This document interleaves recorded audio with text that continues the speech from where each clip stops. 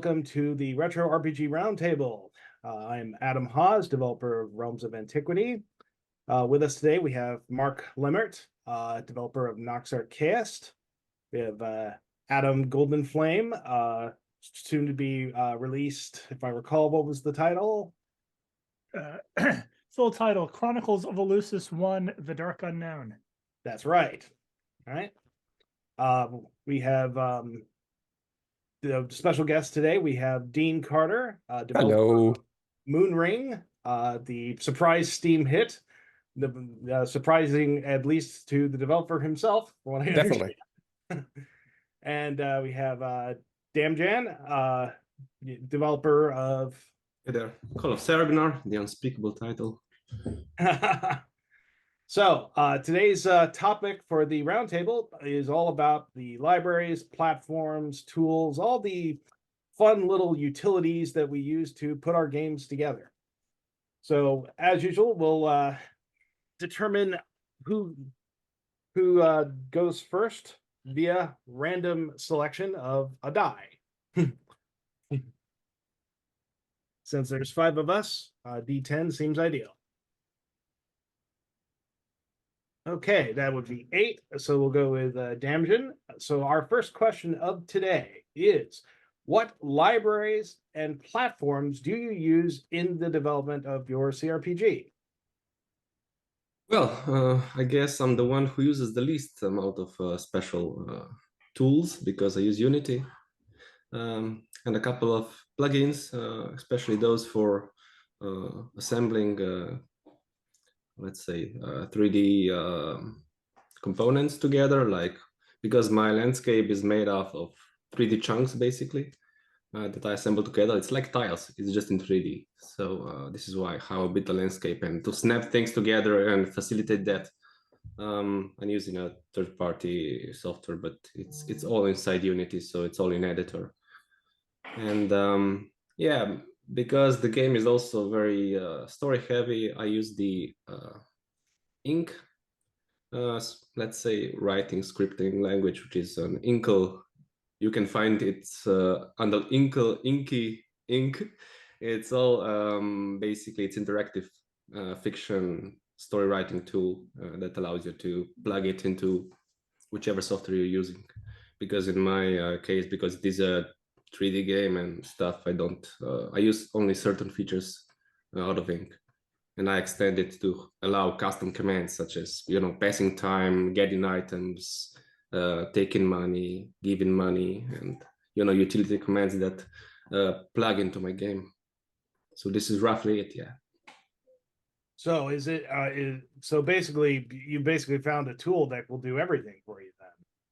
Yeah, inside Unity and a couple of plugins, and the rest is just custom inspector that I wrote just to handle combat, setting up combat and the enemies and the grid.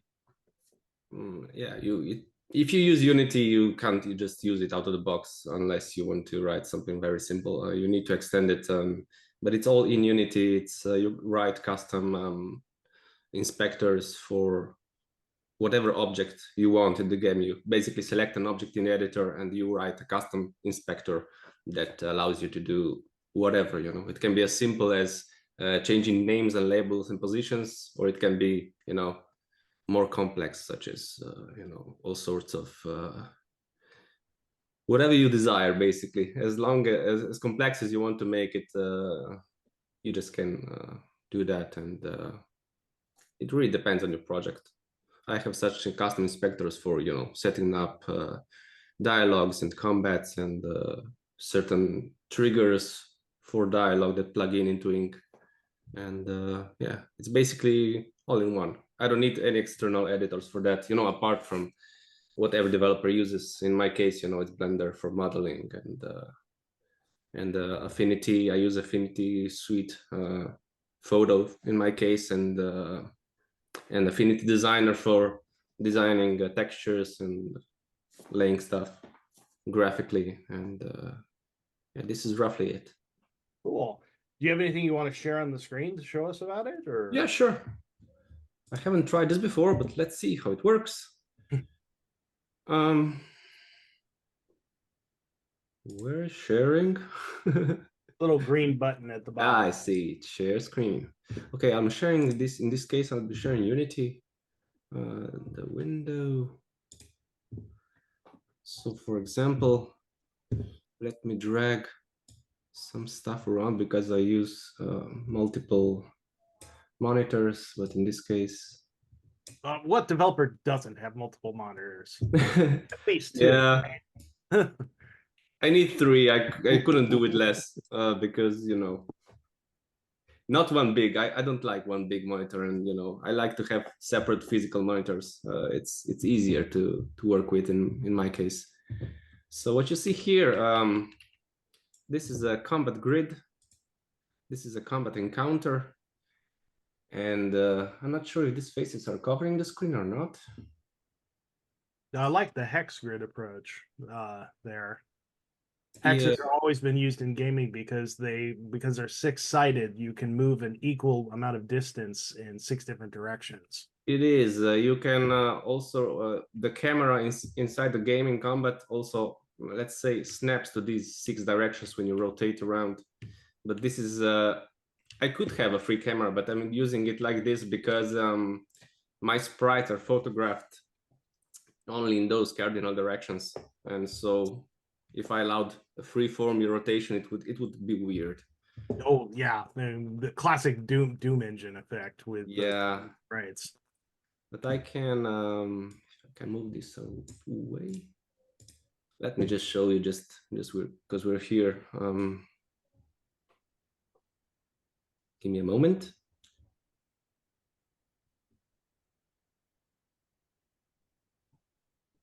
Let me just show you a bit of a bit of the combat, so you can have some context for what I'm showing you later. Absolutely. I look at it like this is the kind of stuff that anyone who says, "Oh, I want to write a game," and they don't know like what it actually looks like to develop something. Like it's a Yeah, it's a lot of work. Like in my case, yeah, it's a lot 7 of years of development, and it's ongoing. So some people will think that's crazy. So you see that you don't see the grid before when you explore the world, because exploring the world it's free, first person, and then you see those enemies. You can click on them to basically to notice them. The game, then you have a bigger chance to surprise the enemy when the combat actually starts. And it all depends on. Now this is the start of the game. You see the grid. You can rotate it in these 6 directions. It snaps basically to it. And these are the hexes. You can zoom in a bit. I love the fact showing the hexes on screen is really nice. Yeah. Very cool. And you get experience point, not experience points, action points. You see down below how many you have for certain actions. Each action takes a certain amount of action points. So you can just go and whack them. Wait, I need to work on this camera a bit more to make it a bit more easier to use. Moving cameras seem to be the bane of any 3D engine. So. Yeah, it's. I haven't found a real nice solution for it thus far, but let's say it's roughly there. It's just that on one side it's annoying to have the system automatically move the camera. On the other hand, it's cool to have some manual control, but in this case the manual control needs to be really good.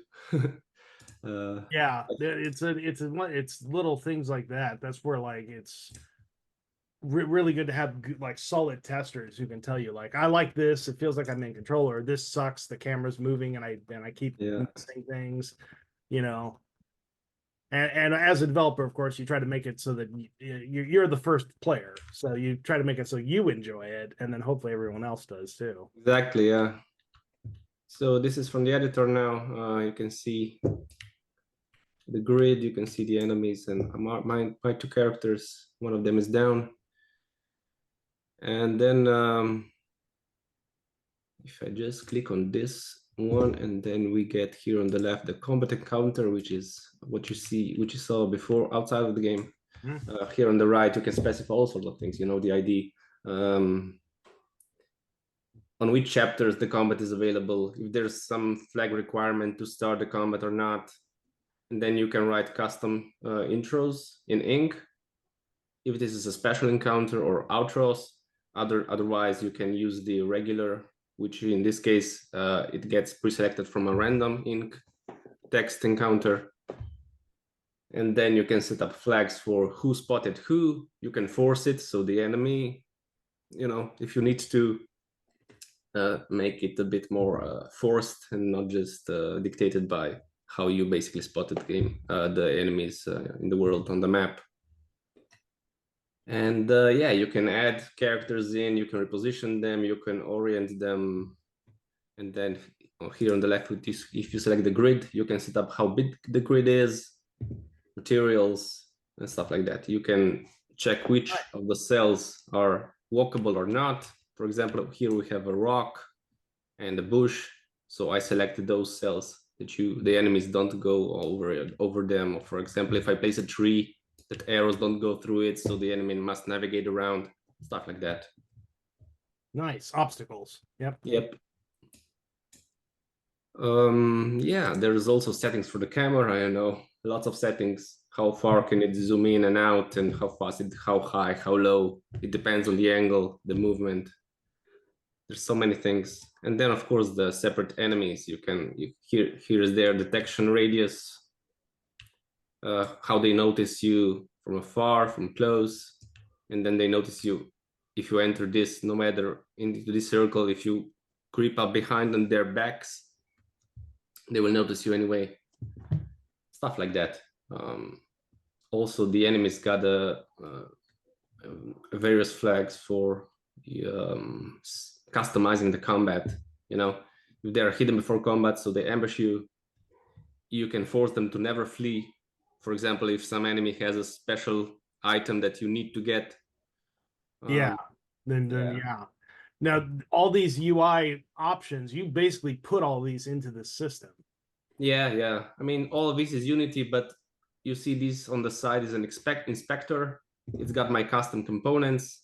One of those is combat character, and various scripts that depends if you're in combat or outside. In this case, these are outside of combat scripts. You can see those get turned off when the combat starts, because it makes no sense for the enemy to detect you once you're in combat, right? So Unity has this thing that when you set up a public variable in code, it automatically pops up here in the inspector. But if you need some more fine-grained controls for whatever, for example, graphs or some more complex control, you need to write a custom drawer for it, for the variable. And then you can, let's say, customize this thing even further. But out of the box, what you see here is basically all the functionality that Unity already exports, or let's say draws by default, depending on what you marked as public. So you don't have to customize everything, right? No, that's really cool. I had no idea Unity had that level. And of course, the whole point is that even with all that, there's still a lot of work to do. Yeah, of course. This is not trivial to do. No, it's you know, it's easy to write anything in Unity apart from, you know, a game that looks like this. For example, it's lots of custom shaders, lots of custom modeling going against Unity's system, their defaults, to have it working like this, to basically look old school. But still, it's to make a quick prototype. You can easily make anything in a day, you know. But then to have that performing and working and looking the way you envisioned, that's another story. That's but still, it's a good tool in my opinion. I really like it, especially for I mean, you need to know some coding. It's C#, and you will code no matter what everybody says. But in any case, if you know some coding, some basic skills, then Unity, I think it's a really good engine to start with. Unless you go 2D, then maybe Unity is a bit overkill for 2D. I would recommend this for 3D games mainly. So Okay, yeah, not everybody can handle 2D quite as well. exactly, yeah. All right, well, thank you very much. Who would you like to go next? It's a cruel question to spring on a person.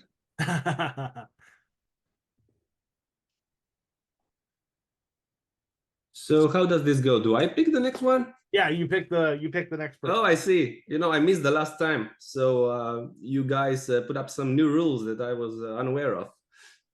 But who am I picking? Dean, I've never talked to you ever, so I'm picking you. Hello. Sure, no problem. Hi. So my tools are probably the most Luddite of anyone's. I mean, I started doing dev back in 1985, using Spectrum Basic on the Spectrum on a small black and white TV, and I largely haven't moved away from that as kind of an ethos. So I have only one monitor. It's the one that comes with my laptop, which I'm speaking to you on right now. It's on a little stand because I would like to not have my neck break by the end of the day, but that's about it. So I'm literally on a tiny, I mean, it's like a 12-inch screen. So that's number one. I'm writing in Lab2D stroke Lua. So it's not even an engine, it's just a framework. I do my damnedest never to use a mouse if I can possibly help it, because again, like I started doing dev back in 1985, there were no mice. You'd point at the screen and think, wish my cursor was over there, and then eventually work it over there by playing Daley Thompson's Decathlon with the keyboard. And your cursor would eventually move over there, slowly but surely. And I kind of, again, haven't really moved on. So all of my editor tools are self-written to work with that as a mindset. None of them support mouse at all. They're all keyboard driven, but they're also tools I know really well. So for code, I'm just using VS Code, which I moved to only relatively recently when I realized that A, the debugger was faster than Zero Brain, and B, the you wrote some really terrible code, here it is, Finder is amazing. I hadn't used that before, but the amount of bugs I found the week I installed VS Code is quite staggering. I think I went from 12,000 or something, 12,000, oh, I can't believe you wrote it that way, errors, to none. So that was a busy old week. And because I really didn't intend this in any way as a commercial production at all, Moonring didn't even use external files for anything for a long time. I wrote all of my tables internally in Lua. But eventually I moved over to things like Google Sheets and things which are a bit more sensible, which I can do some sanity checking on before I even get into the game. So I can show you some of those things now.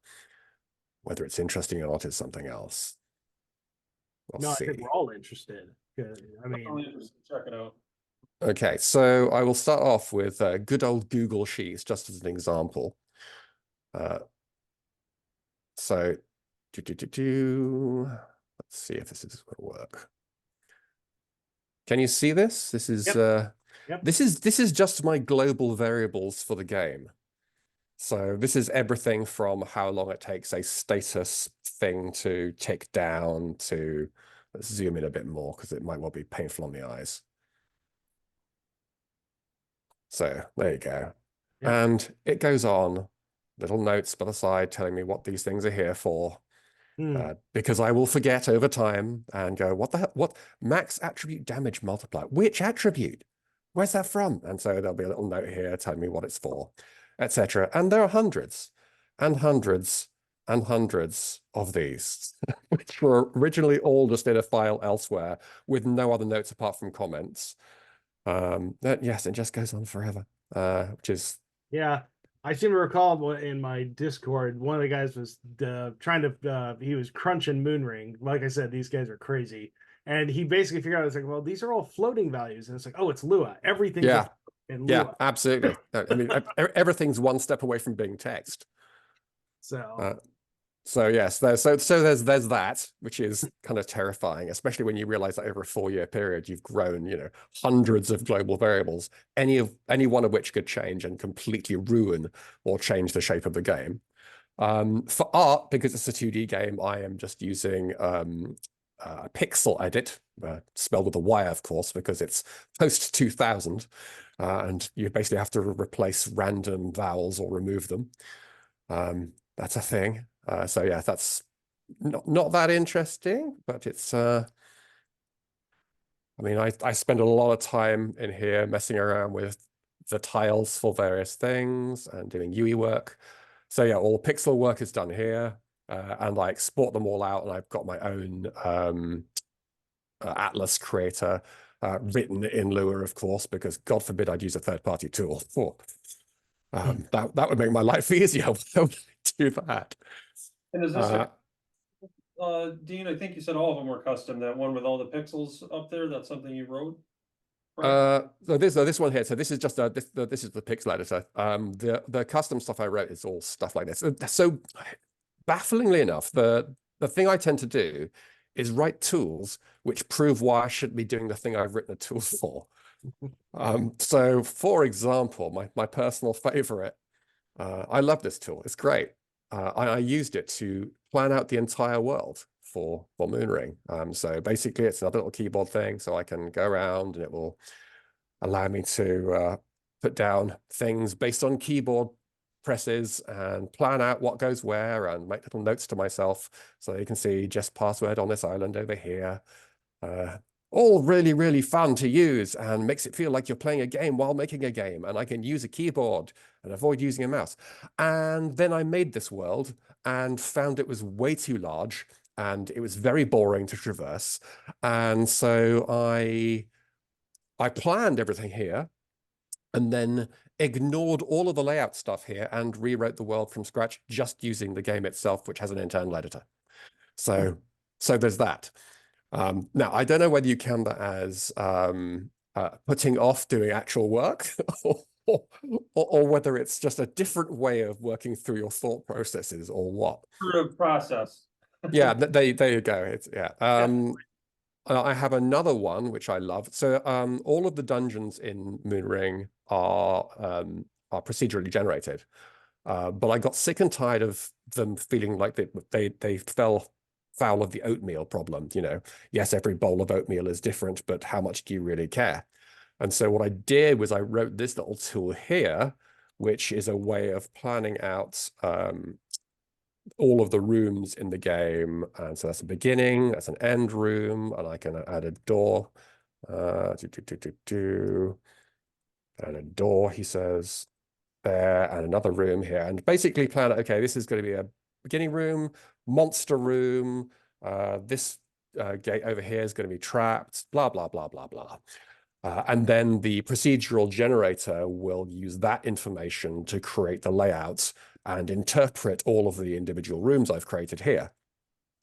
And I did end up using this, but I ended up putting so much work into the procedural generation stuff that it ended up doing a lot of the stuff I wanted by itself anyway. And so, yes, I spent a week or so writing this tool and largely didn't use it. So there may be 5 dungeons out of the couple of hundred dungeons there are in the game which actually use that, and I'm sure nobody will ever spot that. So yeah. For any other kind of PR work, because people forget when you make a game, you don't just make a game. You don't just go, "Oh, that's it. Well, I finished coding at the end of the day. I've saved my file, or I've uploaded to GitHub if you're really, really advanced, and then you wash my hands and I am done." No, it then kind of the other half of the work begins, where you have to actually tell people about your game and probably make some banners, and maybe if you are like me and you really wanted a T-shirt or something, or to have a map, well, you're going to have to do all of that as well. So that's the other side of the work, and I use Zara. I actually don't like affinity at all, because I've been using Zara for years, which I will show. And it's just a standard spline-based drawing thing, but it's super, super fast. I've used it for years. I used it on Inkaboto. So I'm very, very familiar with how it all works. Let me show you that.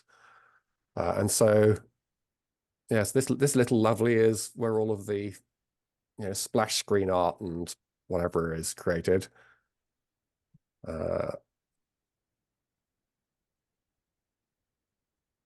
Nothing very sophisticated, but you can get some incredible results from this thing if you know how to use it. And yeah, I just find it considerably more useful. That's pretty cool because Steam with their demands of you got to provide everything in this exact size. I know. I was surprised. I was surprised how many there were. And then I started using various devices. I actually started trying to get Moonring onto Steam Deck, and I was, oh crikey, it actually uses slightly different form factors for how it shows all of the banners and things. Oh, okay, well, fair enough. But yeah, having a decent kind of a piece of software you're familiar with where you can knock that stuff up relatively quickly is very, very useful, especially if you're a solo developer. So yeah, I mean that's kind of where I spend most of my time, but I mostly spend my time in code, writing code, in Lua, if people can even call it coding. I mean, is it coding? Is it scripting? You tell me.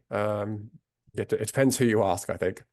But no, I was originally using Unity like about 5 years ago, and I just there's something about using other people's engines that drives me up the wall. I don't like being beholden to somebody else's way of working, and I think again it's because A, I'm very, very old. B, when I started, there were no anythings. Like the first thing you did anytime you wrote a tool is you ripped the operating system out completely and rewrote the keyboard drivers yourself, because you only needed 5 bytes to do your version of a keyboard driver, and it was faster and you knew what it was doing, etc., etc., etc. So I think like a lot of that ethos has continued with me even now.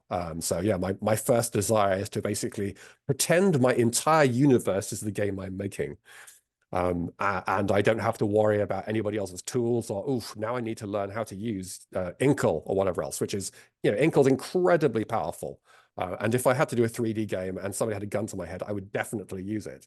But I'd much rather sit there for 6 weeks and try and figure out how it was engineered from the ground up and do it myself, because apparently life isn't painful enough, and I have an unlimited amount of time to make a game in.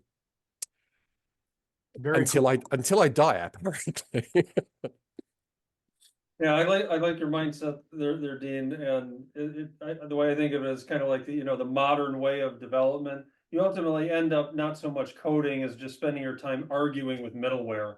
Oh God, no, save me! I hate, and my brother is precisely the opposite. My brother is far smarter than I am, and he can put together prototypes in as Damjan said, that a day that look like a finished game. But I don't like black boxes. I hate black boxes. Black boxes make me very nervous.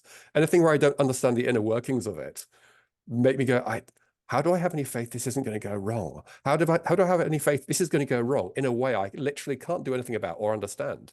And if it does, what do you do? Yeah, exactly. It's like you beg. You go, hi, I found this peculiar edge case. My game really won't work with your navigation stuff unless this one odd edge case is handled. Anything you could do? I hate that. It makes me feel very, very powerless and uncomfortable. But people ask me occasionally, what's your tech stack? And I look at them blankly and go, A, I'm too old to know what a tech stack is. B, I use Love2D. It's like, oh, right. So what's that built on? Is that built on Node.js? No, it's just Love2D. It's like pretty much the lowest rent thing you can imagine. Making a washboard guitar and then writing punk songs on that. That's my attitude to development. Like, it's not pretty, but it works. So yeah, that's all of my tech stack and all of my affiliated tools. Disappointing to some, to others, utterly harrowing.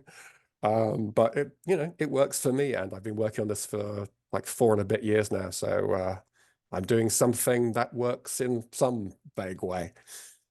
I can understand this. It's not like, I don't fear that Unity is going to burn someday and then I'll be left with nothing to publish my game on. But yeah. Although you know full well there'll be a Russian hacked version within like 3 days of them that saying they're going to sell out to somebody. It's going to happen, you know. Right. Or I love the fact that with the last Unity announcements, a whole group of people got together and wrote exporters so it would work, so Godot would work with Unity files. It's like A couple of days. I love it. I absolutely love it. Just the sheer intensity of vicious nerdery that brought out was a wonder to see. I thought it was fantastic. Yeah. Yeah. So am I picking on somebody else now, Yeah, or you does pick anybody the have any next other person. questions? Okay, let us go to Adam then. Which one? Oh, damn it. Sorry. I actually don't know your last names. I'm gonna go really confusingly because I have no idea what you're saying. I'm gonna go top left at Adam, which isn't gonna help at all. The one with the Blink 182 shirt on? Yes, let's go for a Blink 182 shirt. Okay. Well, one thing when you mentioned Luddite, I don't know if you can see it back there. I've got a Magnavox 1987 color monitor. So Wow, I did not see that. I did not see that at Yeah. all. And it works. Yeah, no, I love old monitors because they still have that nice crispy blur on the pixels that you just don't get on modern systems. And nobody understands what pixel art's supposed to look like. It's supposed to be blurry, god damn it. It's not supposed to look like Lego. It's not basically tiny Minecraft. Exactly. It's blue. I mean, I'm wearing a Defender t-shirt for exactly that. Oh, because, nice, you know, nice. CRTs are my love, so yeah. So as an actual retro developer, the funny part is libraries and platforms, boy, they don't exist really. It really kind of starts with just basic tools. I would say I always started myself with RPGs with the age-old, I'm going to just draw some maps. You can see I actually kept a lot of my old maps that I drew up, on graph paper. If you look, you can find 10 squares an inch graph paper on like Amazon and stuff. Still, in fact, I think I got a 20 square an inch one, which you can't hardly draw on. But like that's kind of where I started because drawing maps on grids is just the funnest thing. Hey, there we go. Yep. I think it probably maybe comes from tabletop gaming, Dungeons and Dragons. You're drawing dungeons on graph paper and you just to kind of extend it to the computer maps. But probably for me, the number one tool ever is going to start with Excel spreadsheets, because Excel is a surprisingly powerful tool. And I'll just share some details here. So like, for example, this is like my specifications sheet where I defined like all of my data structures in bytes. Like each of these little squares represents a byte. And then I did the comments to say, okay, that's what this value is, blah, blah, blah. Grayed out areas are unused and stuff like that. And I didn't have ink available. I had to create my own transaction system using byte codes. So effectively, I had to find out what everything meant, and then I would write a C# tool, which I have here. This actually takes raw text files and converts it into binary format and outputs it to a binary file, which then I can manipulate. I'm actually lucky because the TI 9948's file system is compatible with Windows to a degree, which means I don't have to muck about with disk images. I can actually do raw files directly into the folders with only a couple limitations. Yeah, that's such a huge saving. It's not even funny. So let me see. So let me show. I can show one of the things I love. TextPad. TextPad is by far my favorite text editor. So, for example, I set it up so that ASM files are equivalent to TI assembly files, and then I did a syntax file to color everything so that I can actually differentiate between the different between like an opcode versus a variable versus a operator symbol, stuff like that, and then comments are all in green. So this makes it a lot easier for me to code stuff up. And I also did the same thing with my transaction files for the actual game itself, where all of the in-game transactions are very much like ink.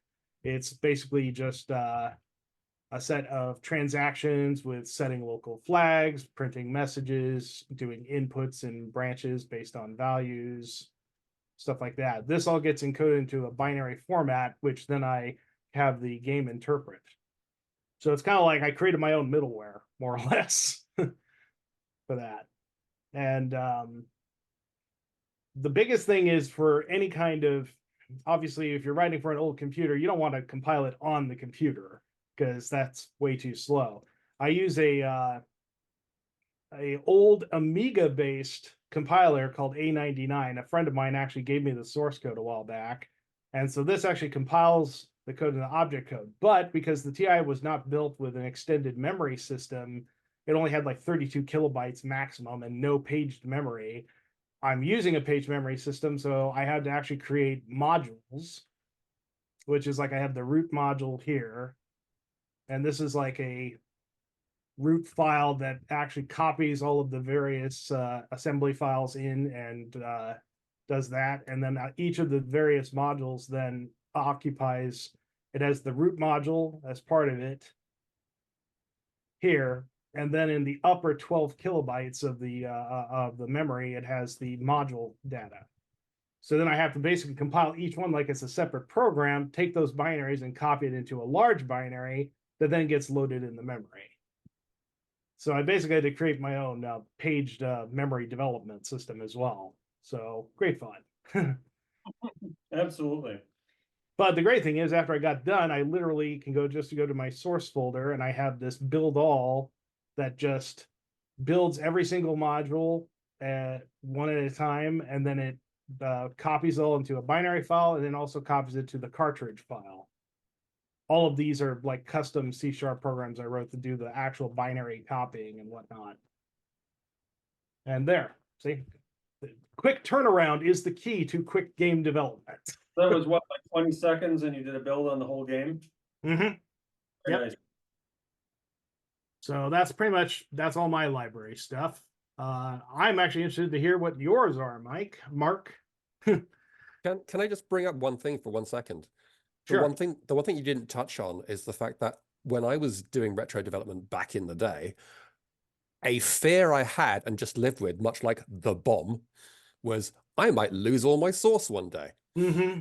And that's largely something that's disappeared because, you have Git, you have cloud storage, you have so many other things. So like that's not, for me, it's like fast compilation. And also I'm not just going to potentially lose this because my disk drive fails and eats my disk. So that's quite a different thing. It's like a huge changing technology, which I think I tend to forget, changed. Yeah, I think we kind of put that out of our minds. In fact, come to think of it, there's an episode of Halt and Catch Fire that covered that very thing, where they thought they destroyed their backups, and it was all a trick, but it was still like really, really scary.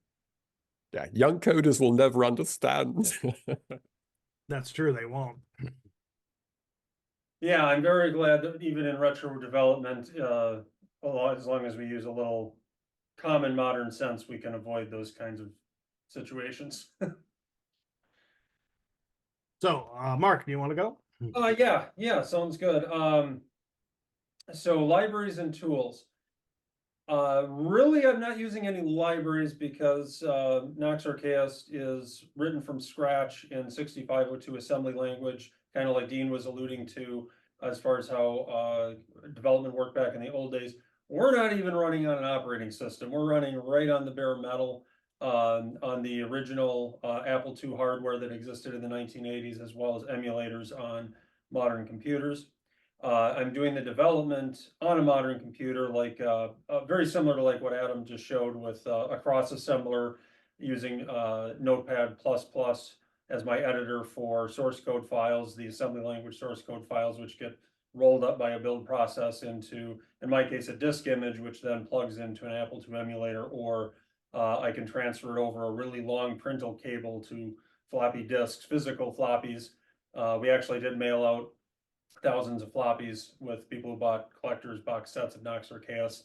Before the recording started, we were talking about how nice it is now to be able to do updates and things like that.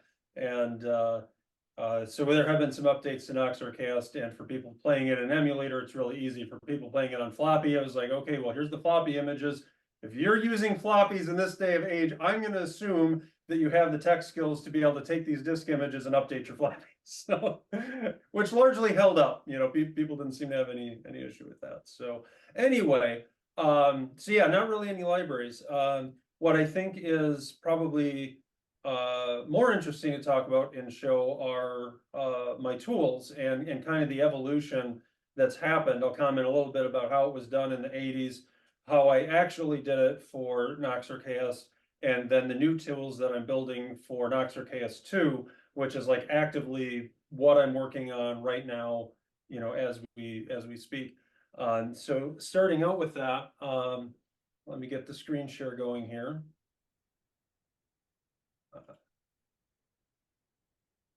To remember how to do it. There we go. All right, can you guys see my screen? Yep. Okay. Excellent. So this is the pixel editor that I use for NoxRCast 1, which is an Excel spreadsheet. Like Adam, I love Excel. It's a very, very, very powerful tool for development in various ways. And so basically the way it works is this ranger character has 4 frames of animation, and I have a sheet for each animation frame. If I click on, you can actually kind of see the animation happen right here in Excel. And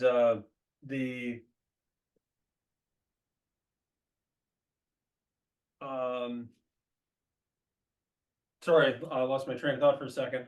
The actual grid here, where the shape is designed, is just a matter of putting in 1s for the pixels that are being turned on and 0s for the ones that are off, or actually blank is assumed to mean 0.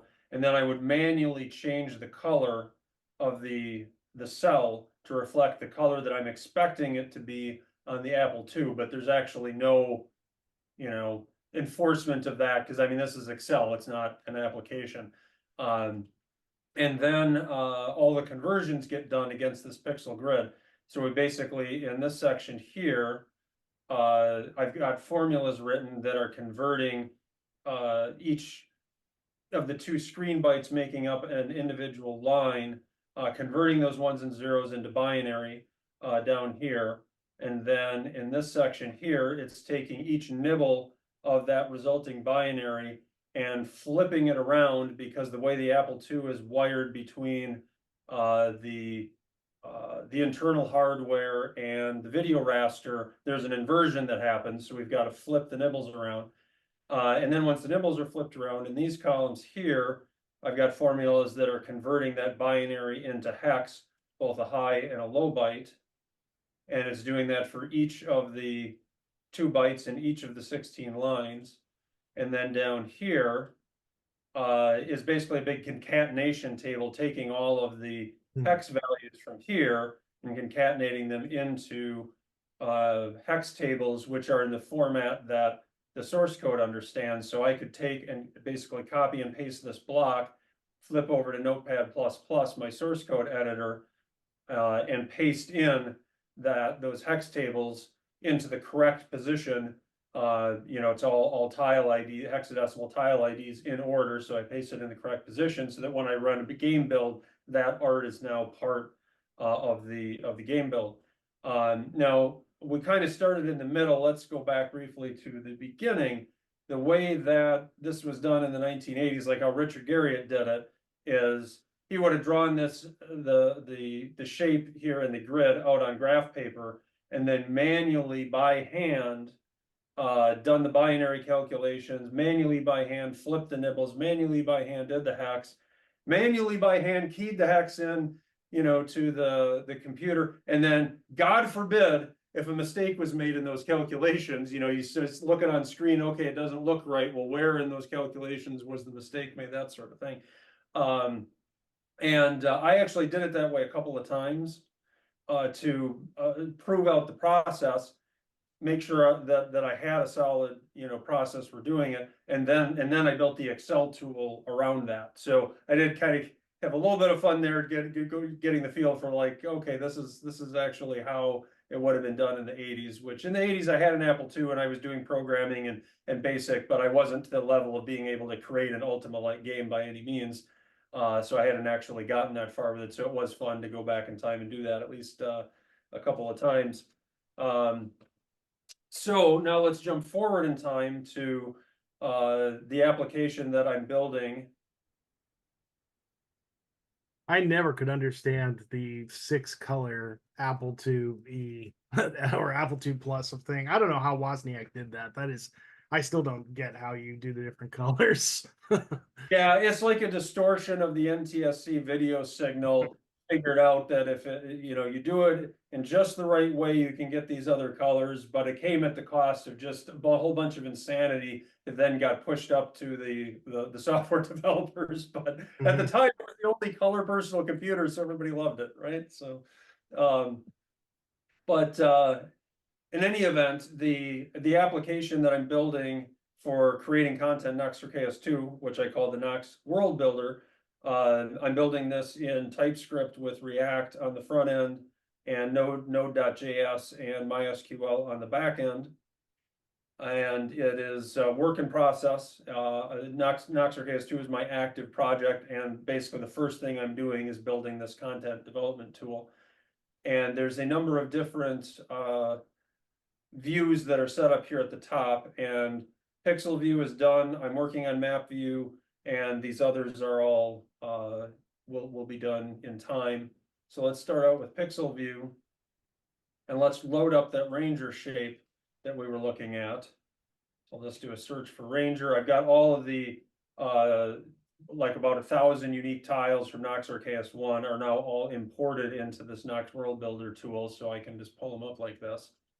And here we've got the Ranger, and in the left side window, that's our actual pixel editor where we can make changes to the shape or create a whole new one.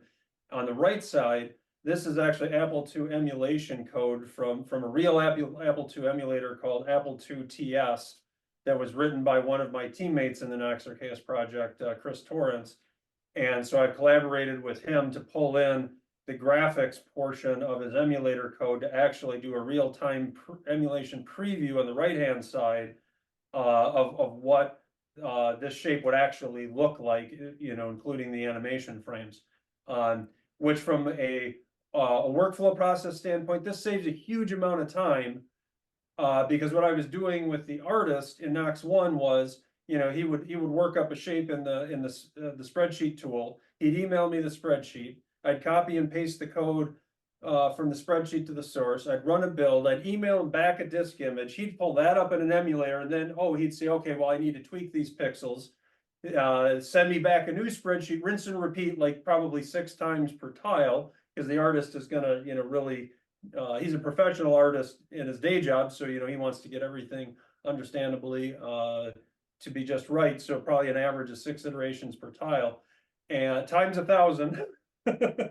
Whereas in here, the artist basically has a self-contained workflow because he's looking on the left window, looking at the right window, making his changes, and when it's done, it's just a save to the MySQL database, so I automatically see it on my end, and I haven't written the code to do the export yet, but it'll export basically the source code files that will roll into the build process, and etc.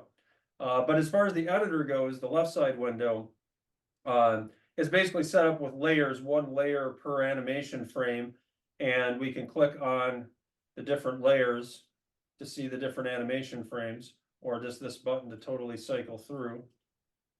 And then within the editor, we can click pixels to turn them on, or do a copy and a paste and make a big mess. We got undo, redo hooked up as well. All the usual stuff you would find essentially in a paint program, but all optimized towards being this Apple II pixel view. And to show a little bit more of what is capable in terms of the color management, I'll pull up a test tile. And we'll just turn on a couple of tiles here. So, or a couple of, I'm sorry, a couple of pixels. And so this, there's kind of like this palette up on the top here. And what this is reminding me or the artist of is what colors are available in each column.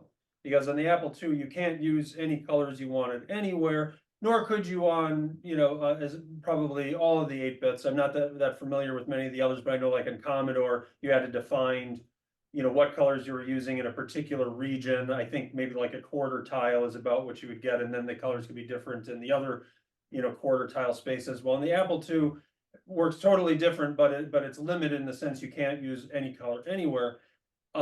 Essentially, you can use blue or violet in odd numbered columns, or I'm sorry, even numbered columns. 0 is even. You can use orange or green in odd numbered columns, so it alternates. And that which is active, like, well, which are you going to get? Are you going to get blue or are you going to get violet? In your even number columns, that's controlled by the color bit, which is the high bit, the last bit of each screen byte. And a tile is 2 screen bytes wide, so you get 7 pixels by 7 pixels for 14, because 2 of those bits, 1 on each byte, is used for color. And in the editor, I've got them hooked up to buttons here. So if we click this button, it's turning on the high bit of the first screen byte, which this hash line denotes the left screen byte to the right screen byte. And by clicking that button, it became blue because that high bit is now on. If I do it down here, if I click the high bit, it's going to turn from green to orange because the high bit is on, and back and forth, and so on. Additionally, if you click 2 pixels side by side, that's what makes white.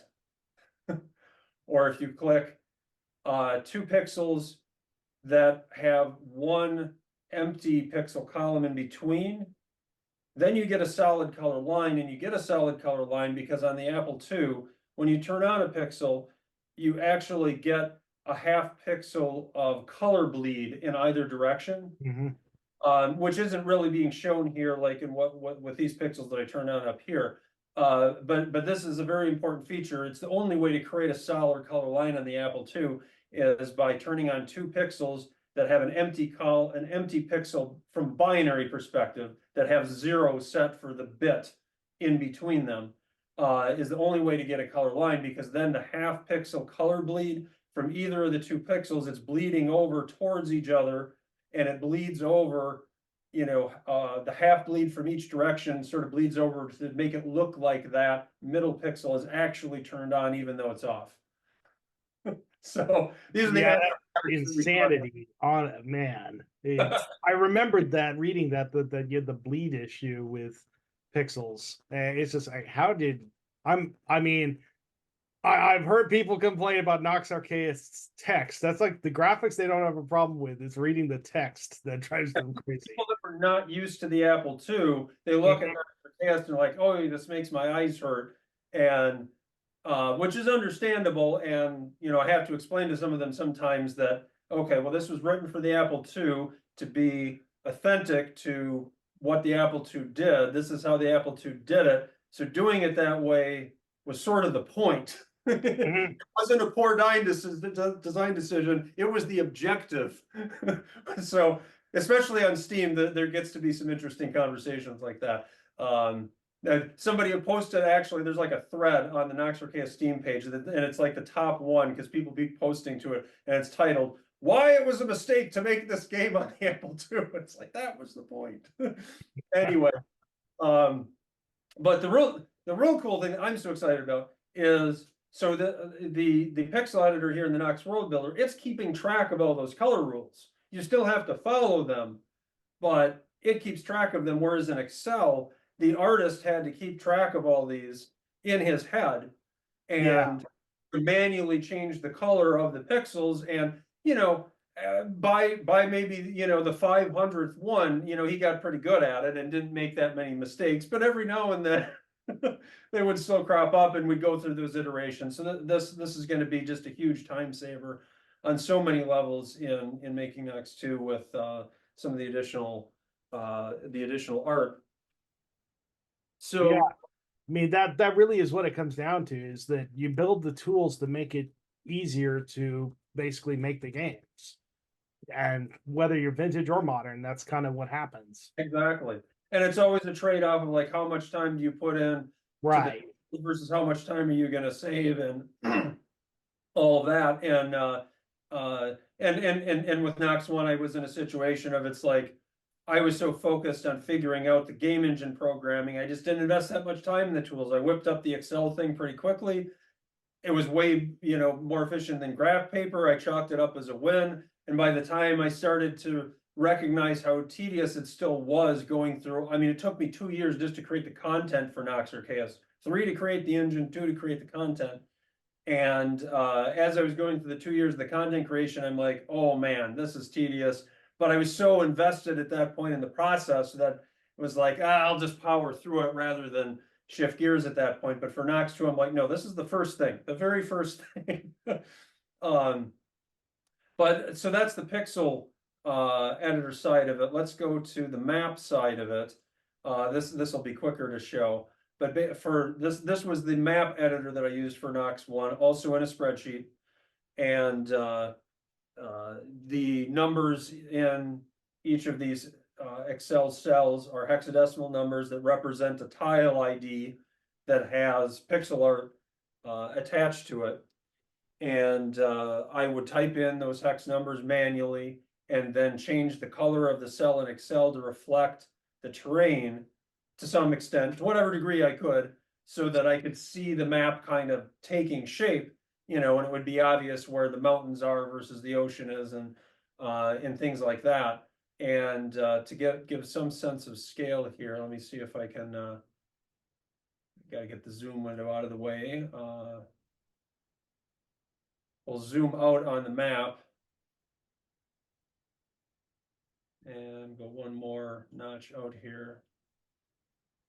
I think we can see the map now, or pretty close to it.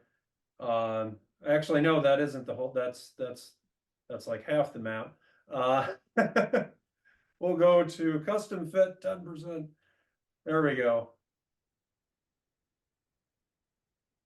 That's the entire overworld for Nox or Chaos with a test island in the upper left that nobody ever sees.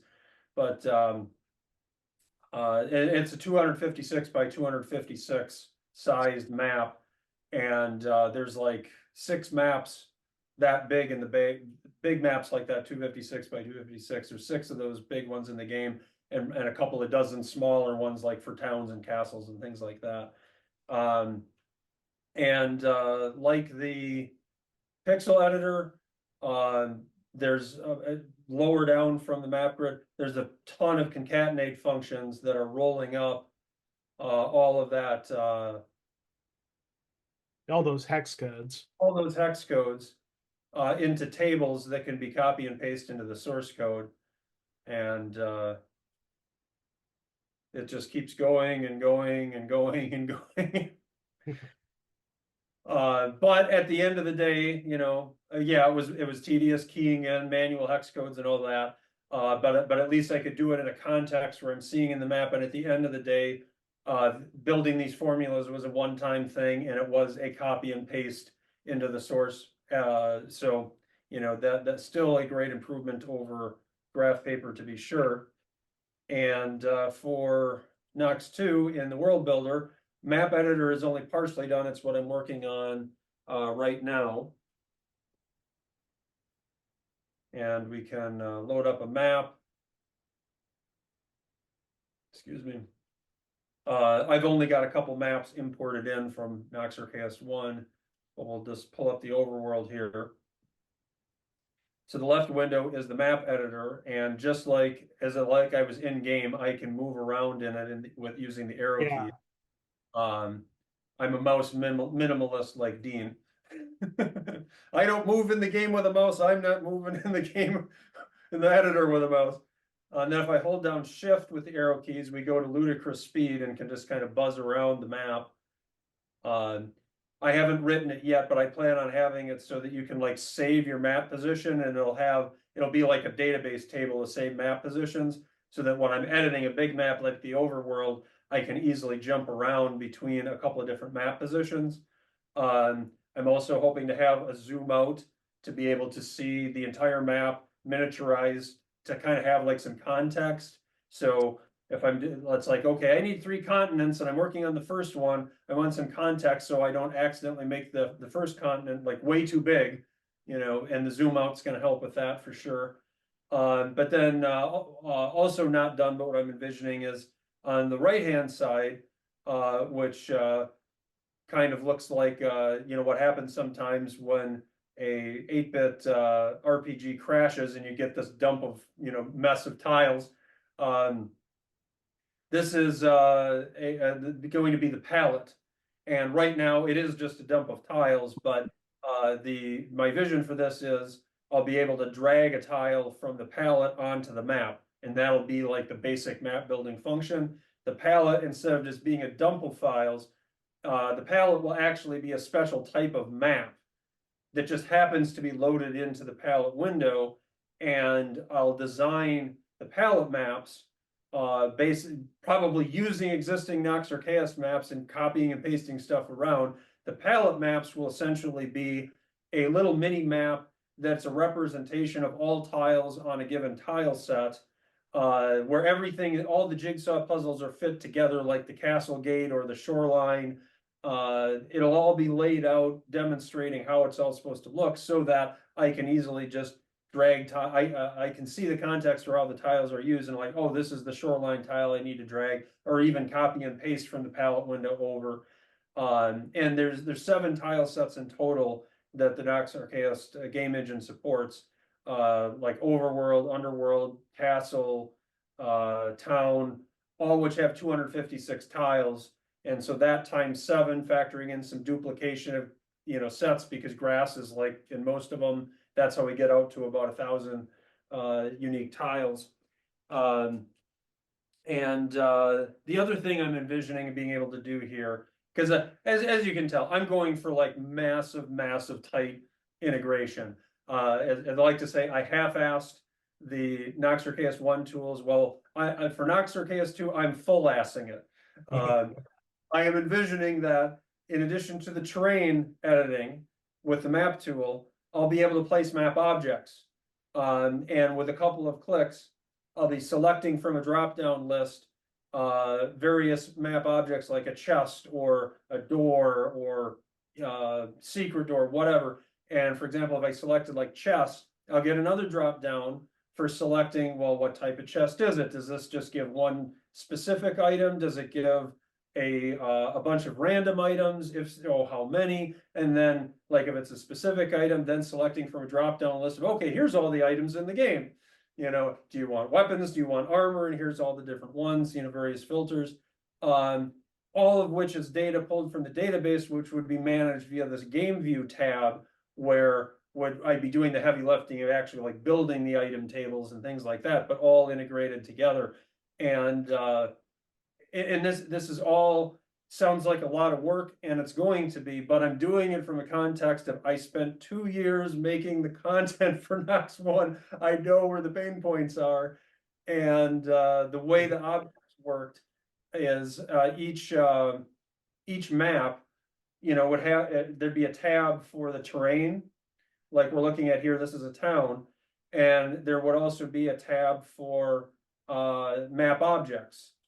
Specifically, this is for the general map objects tab. There's separate tabs for like NPC objects and things like that, but this is the general map objects tab for the town Everton in the Nox Chaos 1 map editor, and it's in Excel. But I mean, this is even more rudimentary than the map editor. I'm literally just typing out hex codes for creating map objects. And typically it would be like the first 2 are the XY coordinates of the object. The third is the tile that's displayed for the object. The 4th byte is a flag byte, which is telling the engine something about what it is. And then then there's some objects that would take multiple records. Record being a very informal term here, but like typically objects would take 4 bytes. I would call that a record, but then some objects would take 2 records, giving it 8 bytes to store information, and it would get into stuff in the second byte. You know, like this is for a locked door that requires a specific key to open it. You got to find that key somewhere. Well, we have to tell it about that key. And so there's a bunch of hex codes that are telling it with what is the key in the game that opens that door. And all of this, you know, it gets into a bunch of memorization of hex codes, which I suck at. You know, I would constantly be like, oh, okay, which other map did I create in the game where I made a door of this type and attached a specific key to it of this type, you know, so I could basically go back to a previous map to look up the hex codes to then copy and paste over to the new map, you know, and sometimes it would take a while to find it. So it's with this in mind that I'm doing all that work in the Nox World Builder content creation to just eliminate all that and turn it into, I'm selecting the stuff from drop-down menus. And I love working at the low level, but once I built the system for working at the low level, I want to just streamline that as quickly as possible in the interest of getting the game done. That's kind of, I mean, like it's almost like if you're approaching to think of, you want to kind of get to the point where it's like, I could almost turn this into an RPG commercial maker program, you know? right. Yeah. Which I'm waiting. I'm sure I know I haven't really shown much of this to like the Noxer community, but I'm just waiting for that question for like, okay, so when are you releasing the Noxer Adventure Construction set? You know, Yeah. Who knows? I mean, I'm not designing it with that in mind, but it is essentially, if I were to make such a thing, an Noxer Adventure Construction set, this is where I would start, sort of thing. You know, there's other considerations with actually making it a player accessible tool, but yeah, that's definitely the idea. So then the last thing that I had, and this is pretty quick. I know I've been going for a bit here. Is I wanted to show my primary tool for doing debugging. Well, I do So think that's this- question number 3, though, so we might want to wait. What's that? Our question 3 was about debugging tools. Oh, sorry, I'm out of order here. I will save this then. I will end there then. Thanks for your patience, everyone. I know that was a lot, and I'm just really excited to share it all. So thanks for your attention. Not a problem, not a problem. I think we have other Adam is the last to go on this one question. Indeed. I was very similar to Dean in as much as when I first got started on this, I looked around at things that I could maybe build it in. And of course, I started this project long enough ago that I remember when I first heard that Unity was starting to exist.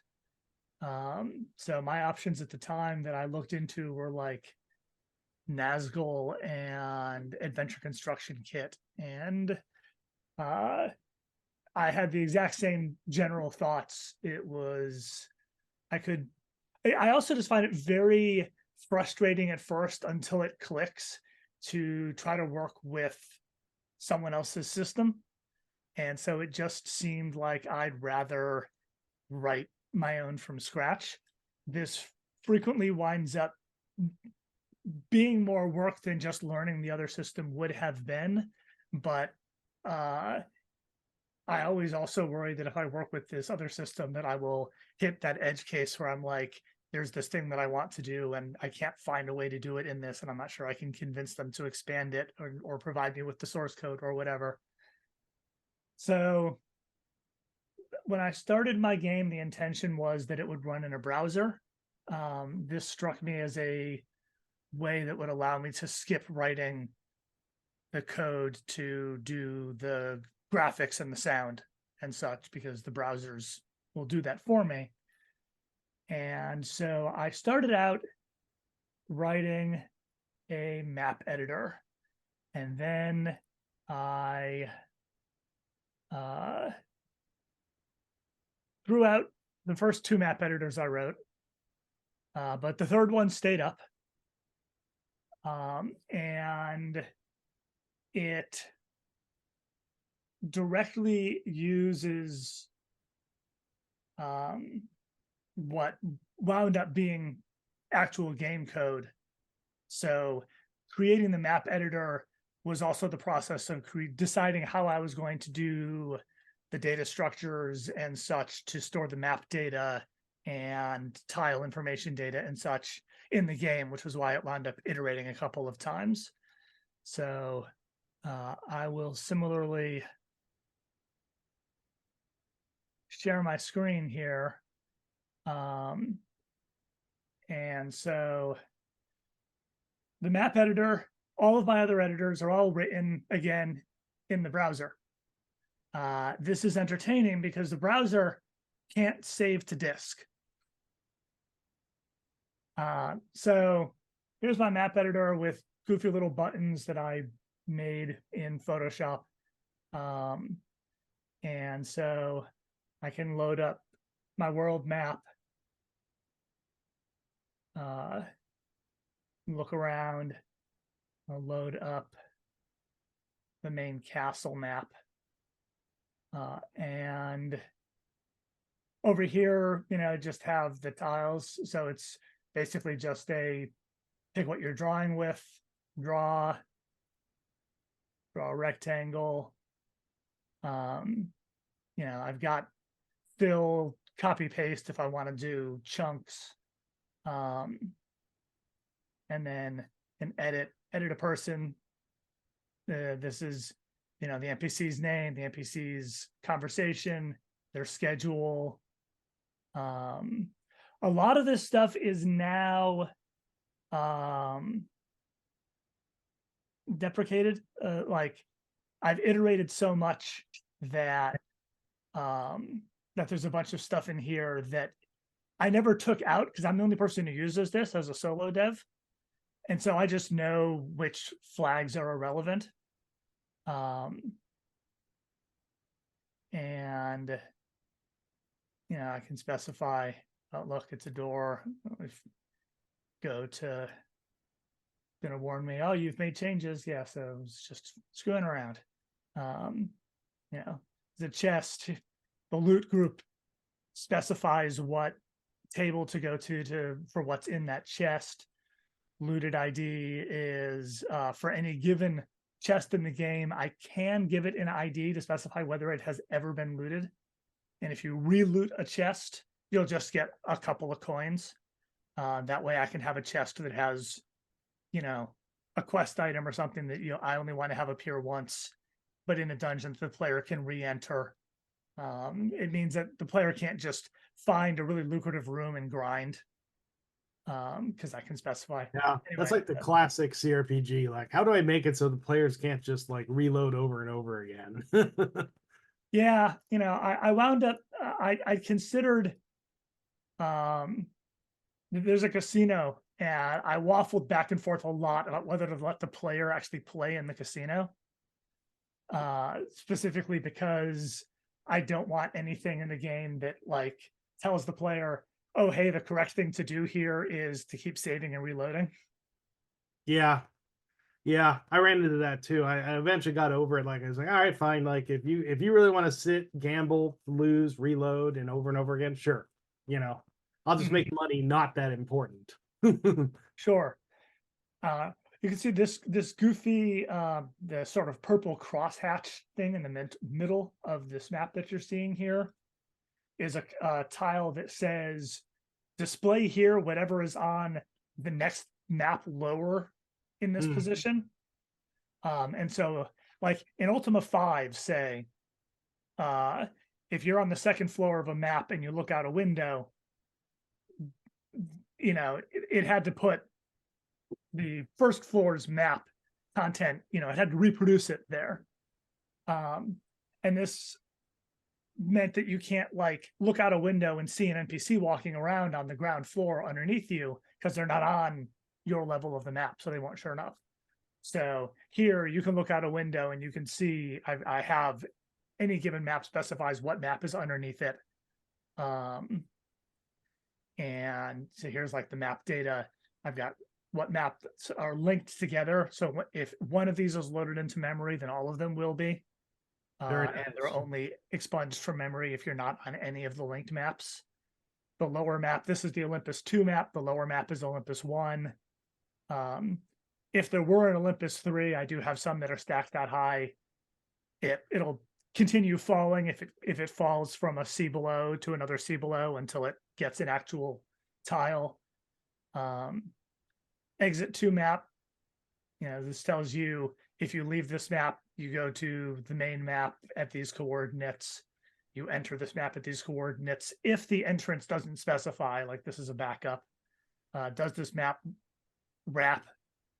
Most of them don't, because I don't have sea travel. That's a plot point. Light cycle. Is this map always bright, always dim, always dark, or does it do the day-night cycle? Is this a map that is always in memory? The world map is always in memory, even if you're on a town map. So like where the monsters are will persist. 1-to-1 scale or not to scale. The world maps are not to scale. This is fundamentally used to dictate what rate time passes at. Return map. There's a spell called Return, which is like Ultima 6's help spell. In this case, if you're on the world map, it teleports you to near the main friendly castle. If you're in any other map, it teleports you to the entrance of that map. So I have to dictate, where does that go? Is this map underground? Underground things don't display the sun and moon at the top, so instead I can put like you're on level 3 of this dungeon, stuff like that. And then when I save the map, pops up a new window with code that I then copy paste into my code base. The game is written in JavaScript. It's not quite, I could probably convert it to TypeScript pretty quickly because I'm very anal about the JavaScript. Like I use strict everywhere.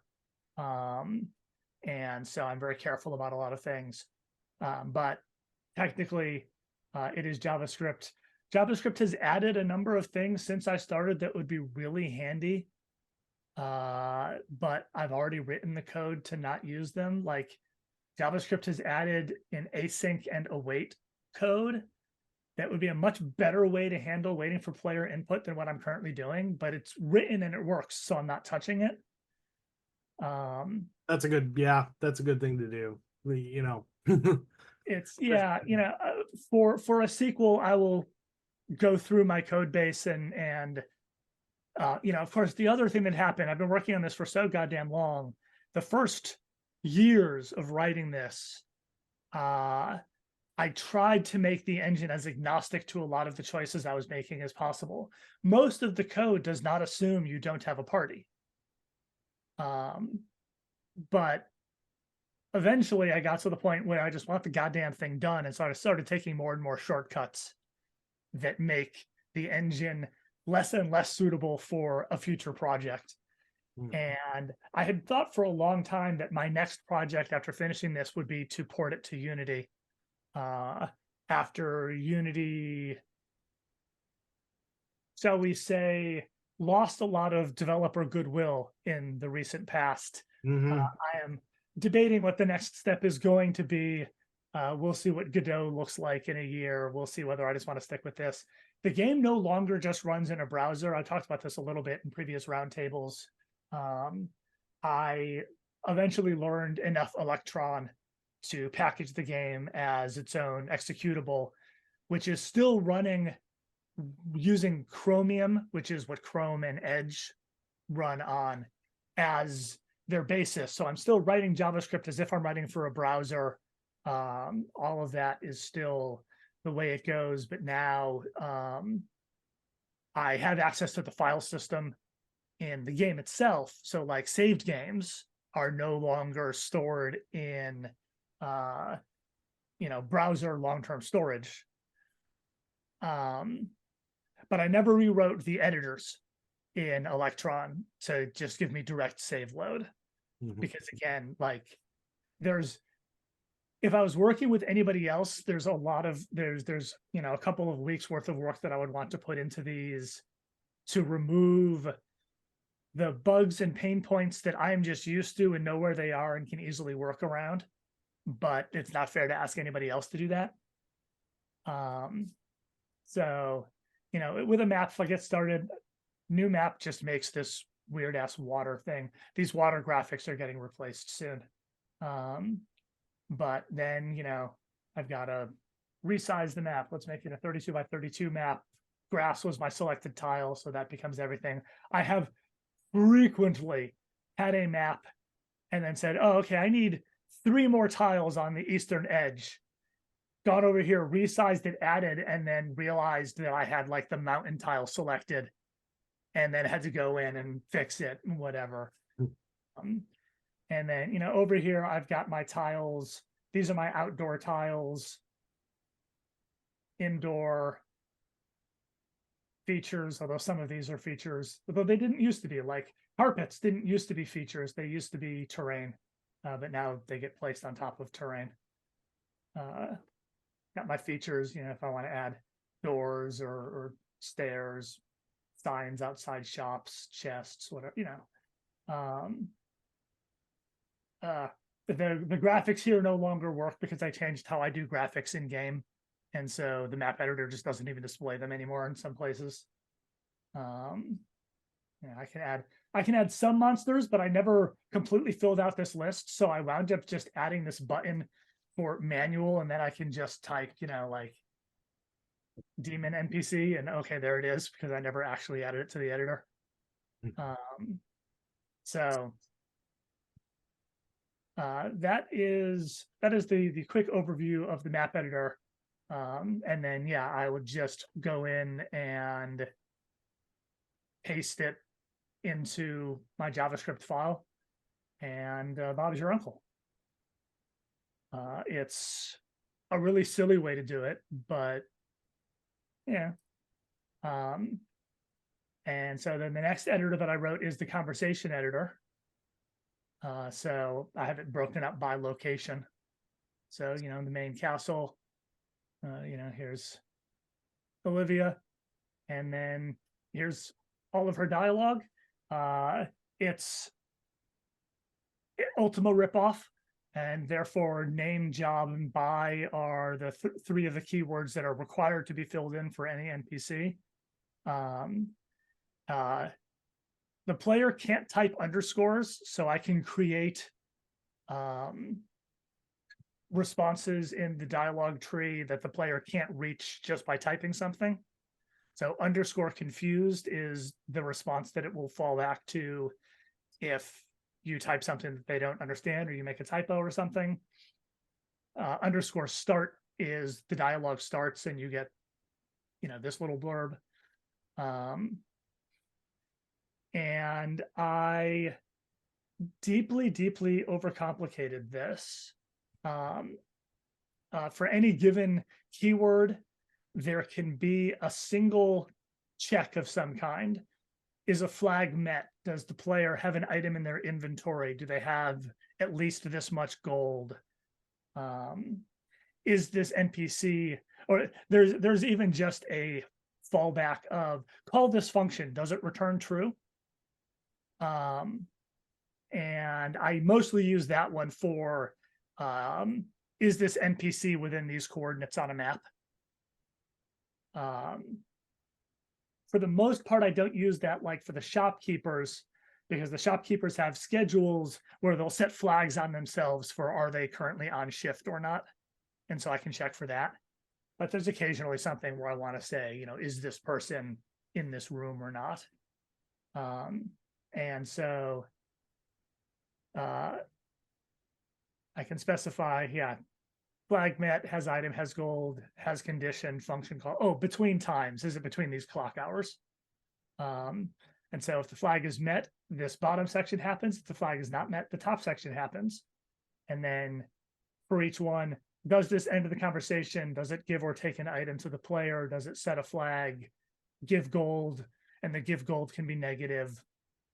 Give karma, give XP. Alt speaker is complicated.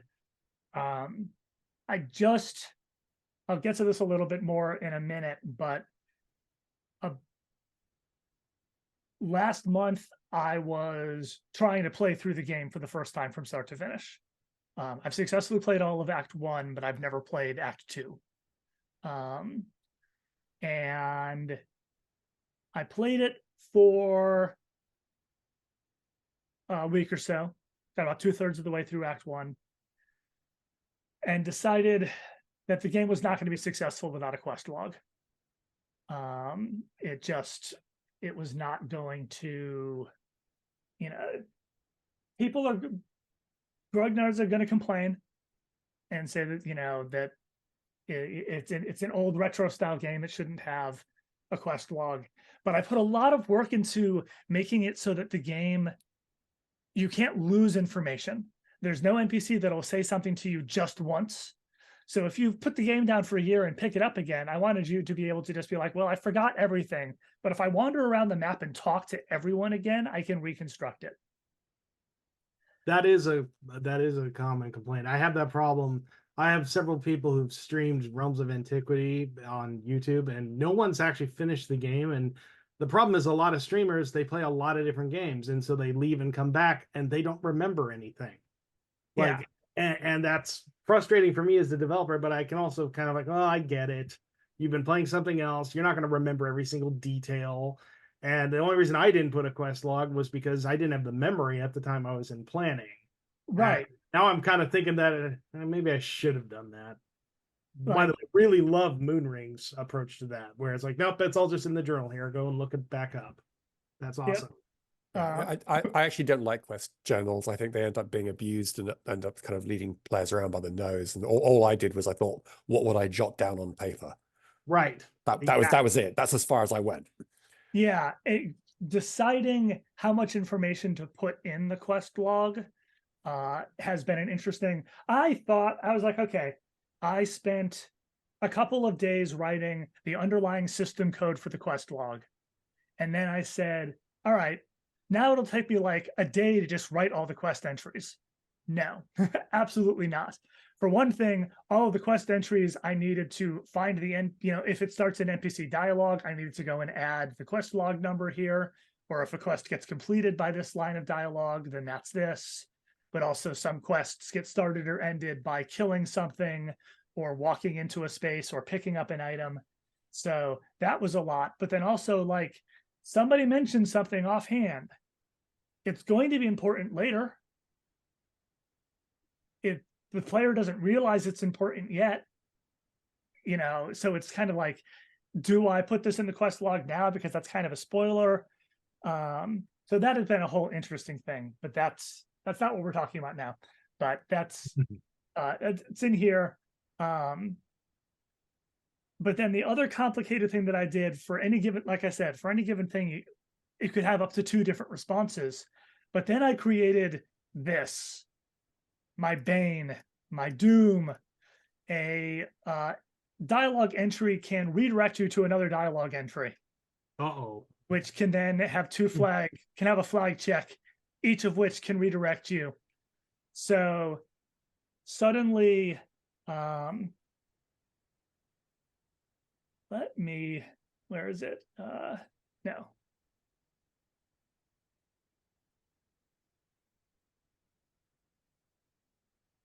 The king in Act 2, his _start, which is what displays when you first talk to him, redirects to A or B, which redirect to C, D, F, G, H. He has like 40 something possible responses to you just walking up to him, depending on where you are in a certain early in Act 2 quest. Oh boy. Yeah. Pointer hell right there. I really, really hope that this is actually connected properly. So, I tested it some, but there's a lot of different options.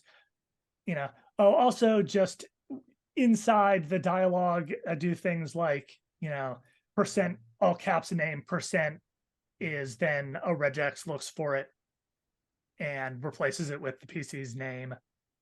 2% signs means put a more prompt here.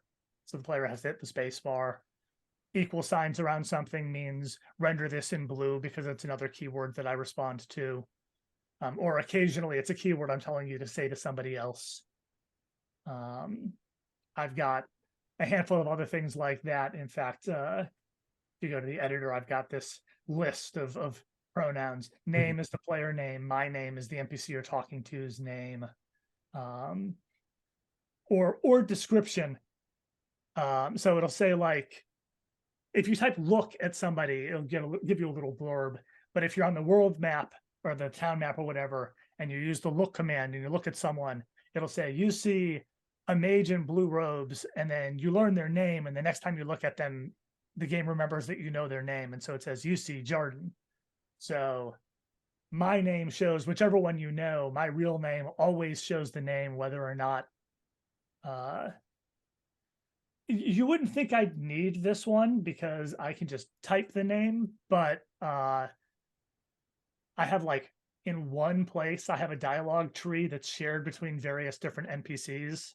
And so I wanted them to be able to refer to their own names. PC's pronoun, blah, blah, blah. Whether, you know, for your brother, he'll call you brother or sister or sibling, depending on what gender presentation you've chosen at character creation. Kitty is for your parents to say son, daughter, child. Somewhere title for lord, lady, whatever. Yeah, I thought about having those, but they kind of conflicted with the compression I was doing. Because so I was kind of like, I'll just try to write it so that I don't have to deal with that. The amount of trouble I got myself into by not having any constraints, like those of you working on retro hardware, is probably vast. Certainly in the extent to the fact that I started out with old pixel art looking graphics that I took from the Ultima 4 graphical upgrade project, which was just, their license was basically, you can use this so long as you don't mind that other people are using it. And I took a bunch of tiles from Angband and stuff like that. And so anytime I found a tile that was not license encumbered and that I liked, I was like, oh, I'll grab this and then I'll put it in the game. And then when I did decide that I actually wanted a unique tile set and hired an artist, I was like, yeah, it's a lot of goddamn tiles. And I am not an artist myself.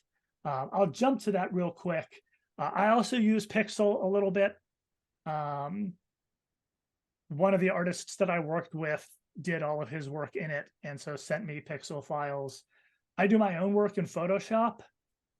I have Photoshop Elements 9 that I bought outright 20 years ago, however long ago, and just keep reinstalling on each new computer because I refuse to pay the subscription for modern Photoshop. And I'm not actually editing photos, so I don't need most of the new features. I don't need their AI stuff, whatever. But this, I know how to get around in this. So like, this is my main tile sprite sheet. I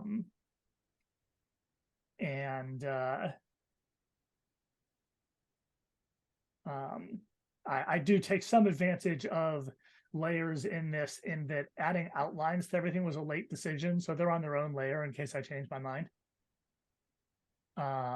Outlines can be good because you can see that evolution in like early Nintendo to late Nintendo games. That they started out with just color on color, and then later ones they started doing outlines of black around all of their sprites so that they stand out on the screen. Yeah, and the problem was I'd started out the game with, like I said, the Ultima 4 upgrade project tiles. And so all of the terrain tiles had black backgrounds and then were like green dots for grass or whatever.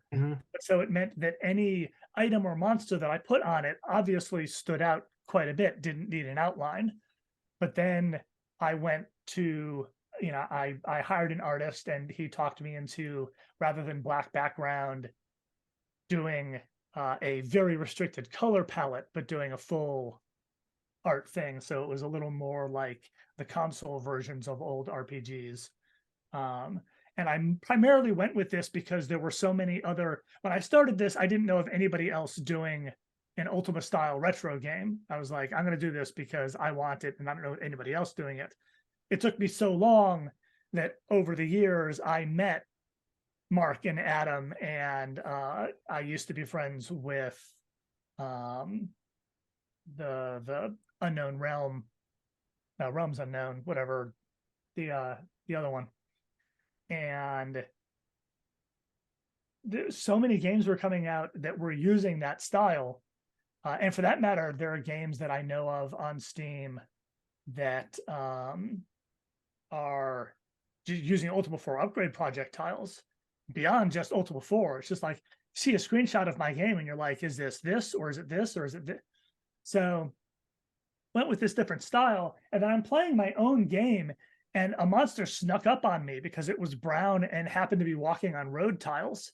And I'm like, okay, this is no good. If I'm getting snuck up on and I know what everything looks like and what's going to be where and such, that's not going to be acceptable. So a bunch of tiles had to be rewritten because I, even with the outline, need to stay within the 32 by 32 for each tile. There's no good way that I could think of to tell the browser to apply the outline. So I had to make it part of the graphic. So some of the art had to change because I gave it like, take this, can you take this monster and shrink it a little bit, because none of its animation frames reach the left or right walls, but it's the full 32 bytes or 32 pixels tall, not bytes, thankfully.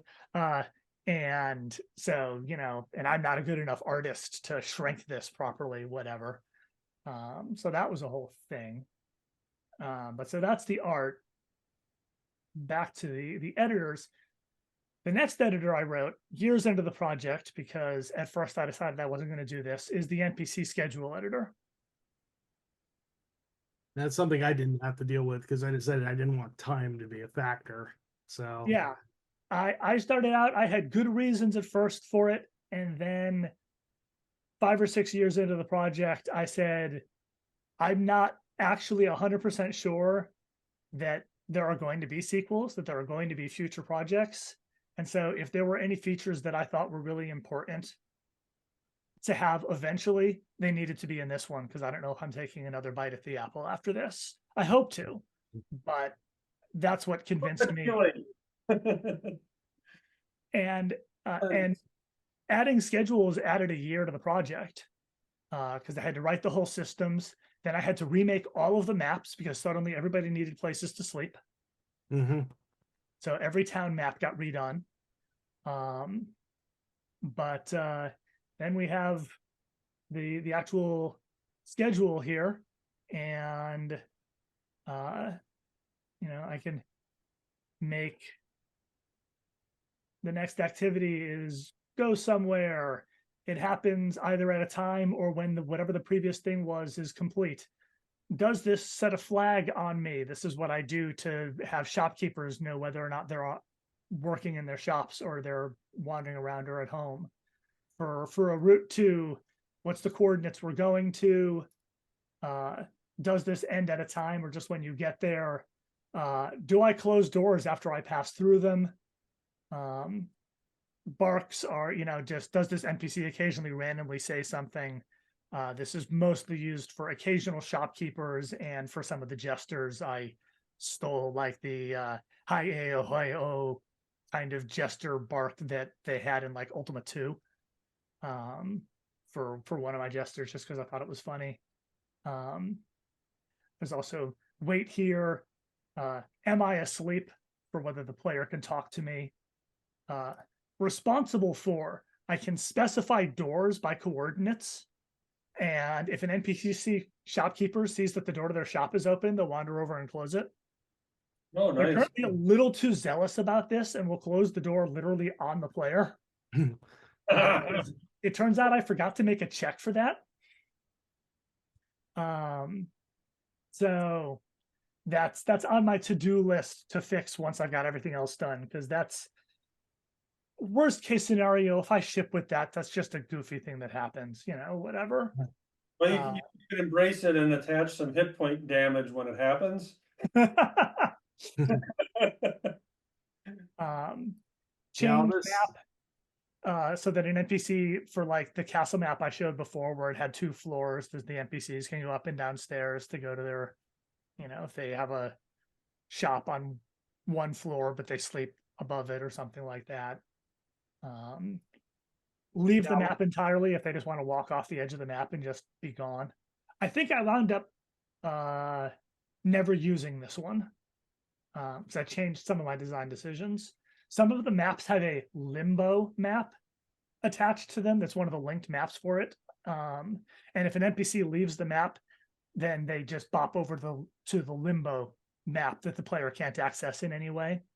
Yeah, that reminds me of Ultima 7 Part 2 has the waiting room, which is just a small room off to the side, and all the NPCs who are not in existence or dead end up getting put there. Yep. and if you turn on the hack mover, you can send yourself there. Mm-hmm. So I do have like one NPC that starts in the main castle map, and then at one point leaves and goes on the world map and becomes this horse and cart on the world map, walks over to the village nearby, disappears from the world map and appears in the village map, and goes to the inn in the village, and then goes back. These NPCs don't actually keep track of when they're leaving and exiting other maps. The NPC appears on the world map at a specific time, even if on the castle map, which isn't necessarily in memory at all, but like if the player decides to be a jerk and like keep standing in the way of the NPC or try to block them or something, schedules can get skewed. So, it's theoretically possible that they'll leave and get to the world map with the horse and cart halfway across the world map already. But the player is really unlikely to be able to see that because they have to be on the castle map to be screwing with the NPC, so they're not seeing what's happening so whatever, it's fine. So both the castle map and that village map have a limbo map attached for this one NPC to be at while they're in one of the other maps conceptually. And then I thought I might do more with that general concept, but that's the only NPC that does that. And the player won't ever notice it unless they happen to be standing outside those maps at like 8 p.m. or whatever the time is. If they never happen to do that, they'll never see it. This all makes my head hurt just to the thought of the amount of debugging you'd have to do to make sure all the schedules are working properly. Schedules were a nightmare. Schedules were an absolute nightmare. And the worst part about it, now that I've shown you these 3 editors, is how desperately I wish they were one editor. Mm-hmm.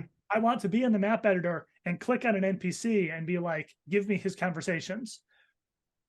That's not that important, but holy crap, the schedule editor, I have to type the X and Y coordinates for everywhere that they go.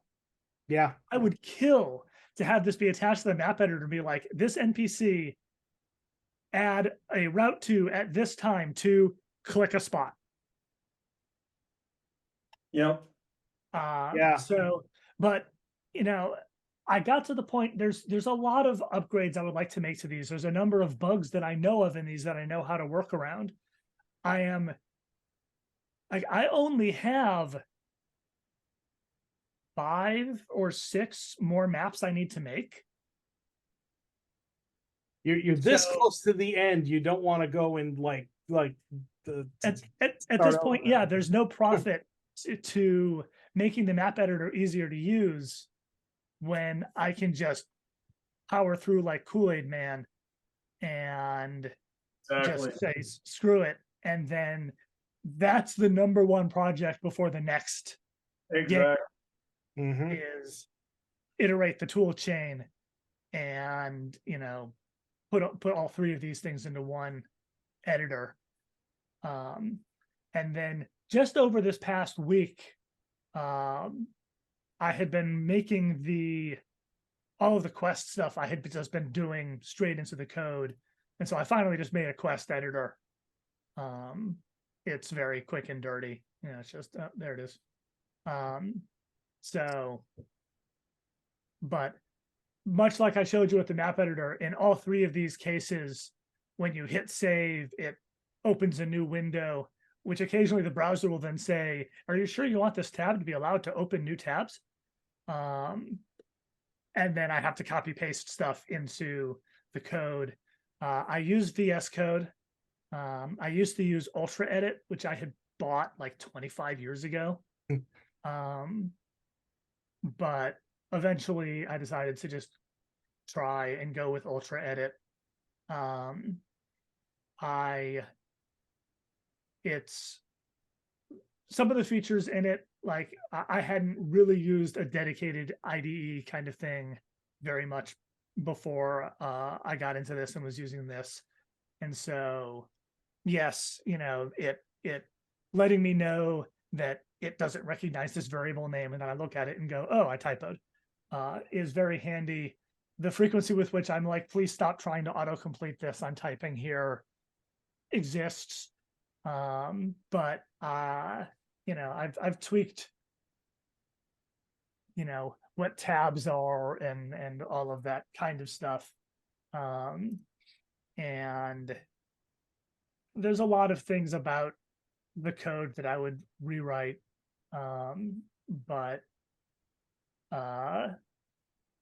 aside from this, I do, rather than Excel, I have a Google Doc.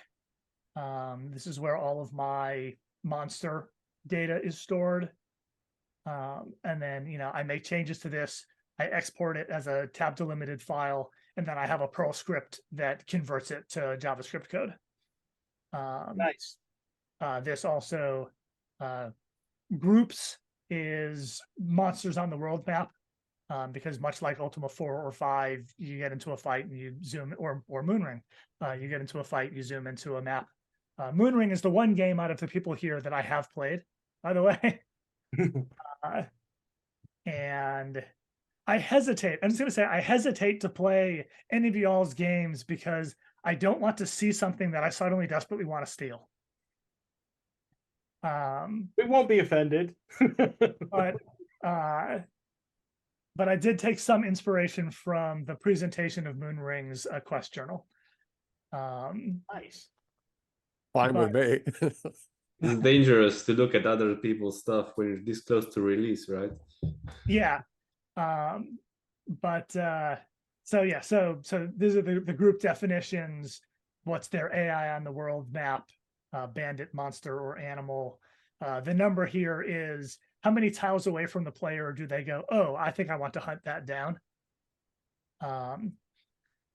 Graphic tile is vestigial at this point because I redid how I do graphics. So instead it's a thing over here. But then, you know, I just get, you know, the hood group large has 1d3 plus 3 hoods, 1d1 minstrels, you know, whatever. Loot groups.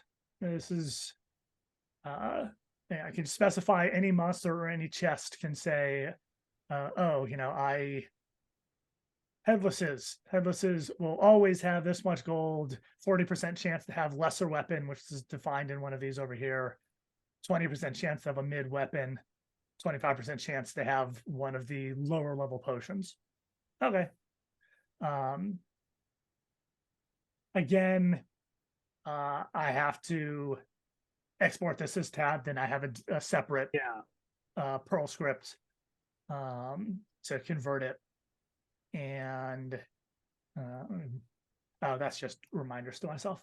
I have a ton of information stored in other Google Docs and such, but this is the one Google Drive thing that is directly part of like what you would charitably, since as a JavaScript game it doesn't compile, but charitably call the compilation chain.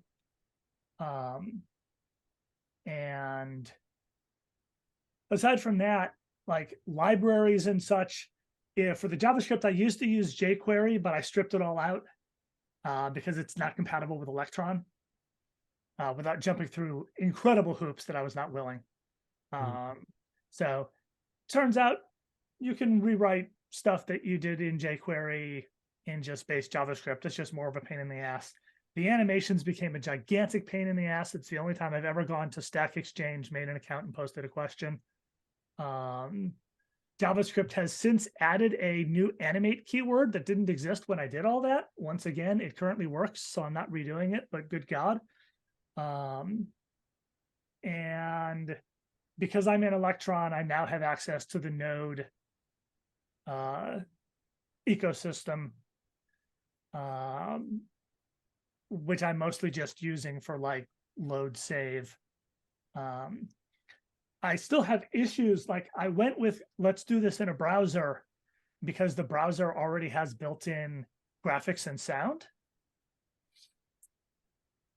Chrome, and this has been unfixed in the decade I've been working in this. And one of the great things about going to Electron is now I only have to write for Chromium. Whereas before it was like, is this working in Firefox? Is this working in Chrome?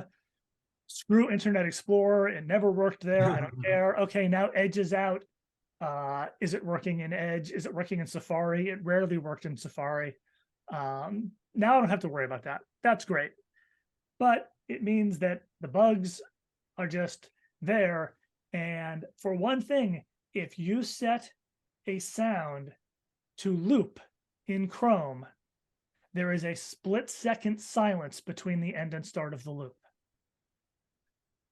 This is absolutely infuriating, and I'm going to find, like, I have seen people talk about writing a thing where it, like, you know, where the JavaScript handles looking to see when the thing ends and does the loop manually and like looks for it a quarter second before the end, or whatever you want to do to set it up. I'll figure it out eventually. Again, it's a thing where I can test everything else and try to get the game out to beta testers and then start cleaning up the quality of life stuff, like making the music. I put a lot of work when I wrote the music for the game into making it so that it would loop cleanly. And so that the browser is preventing it from looping cleanly offends me. But also, like, if you're standing next to a fireplace, there's a fire crackle animation, and it sounds really goofy when every 3 seconds there's a gap and then it starts again. Yeah, it basically makes it sound artificial, you know. So, you know, I could just take out the ambient sounds. There's only a couple. There's fire, there's fountains, there's, if you're standing next to the coast, there's an ocean crash. But that's a eventual thing that I'll have to fix. Yeah, that's basically Okay. That's basically what I've got. You know, everything here is piles of stuff that I wrote filled with regrets and aspirations. All right. So we actually kind of bled between questions 1 and 2 because question 2 was about external tools, and I think we all have external tools for the most part. So what I think we'll do is we'll kind of take that one, like, is there anything else you want to show? And then also, how do you troubleshoot and debug, which is also a big part of development. I think I have a few things to show, so I think I'll start up here. Please do.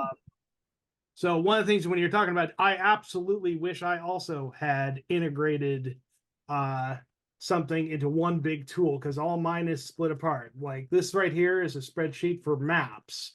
One thing that was I early on with my design was I went with singular maps with a maximum of 4 kilobytes in size, because I tried to do a big map where it rotated maps in and out as you traveled, and it was so slow on the old disk systems. I could do it better now. I have a better understanding of how the disk system works, that I could probably write it better. But I just decided I'm going to go with the World of Warcraft method. Every map is isolated, and then you lead off the edge. This is essentially what the world map would look like if you stitched it all together. So like each of these is like a self-contained map, but the edges lead off, and it just takes the last tile along the edges and continues it forever as you approach the edge. Some maps also wrap, and then some maps actually slant. So part of the way I handled that, we will take a look. Oops, 2.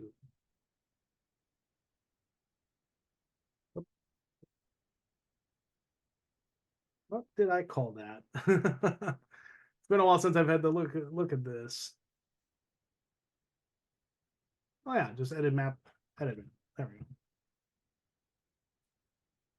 So essentially, the reason I actually added animation into my map editor because I wanted to see how animation looked. And so you can see it tells me the positions, and I had to do all this by hand, where it's like if I wanted to place a mob, I'd have to go and find the coordinates and then update the mob file accordingly. But this lets me see each map, and then I can load up each map in sequence. And then on certain maps, this is all loading from the header file, which is created from my map file. I essentially output it as a pipe delimited file system, which then I have a C# tool that just converts this into binary and pastes it directly into the file. So on slanted maps, I essentially just take and do an offset one way or the other horizontally. So if you notice, position's actually changing both coordinates when I go up and down. That little offset was a pain to debug. But I like this because there are way too many maps in a lot of CRPGs. You can tell it's just a ton of empty space where they were trying to do like a coastline, or they're trying to fill up a square map because they don't want to waste the space. So I really like the idea of doing a slanted map like that. So I thought that was really cool. I have multiple character sets, which I can also show that.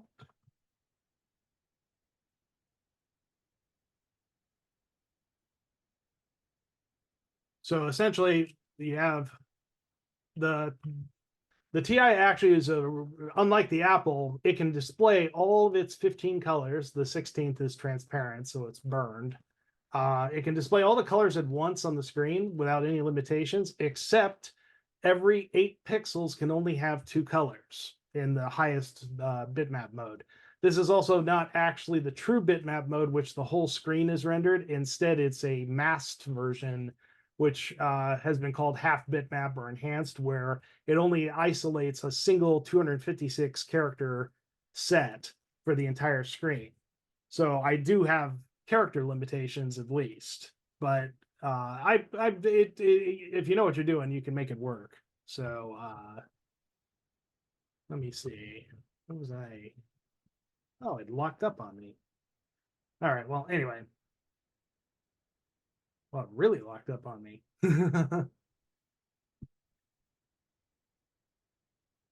Let's start that over again.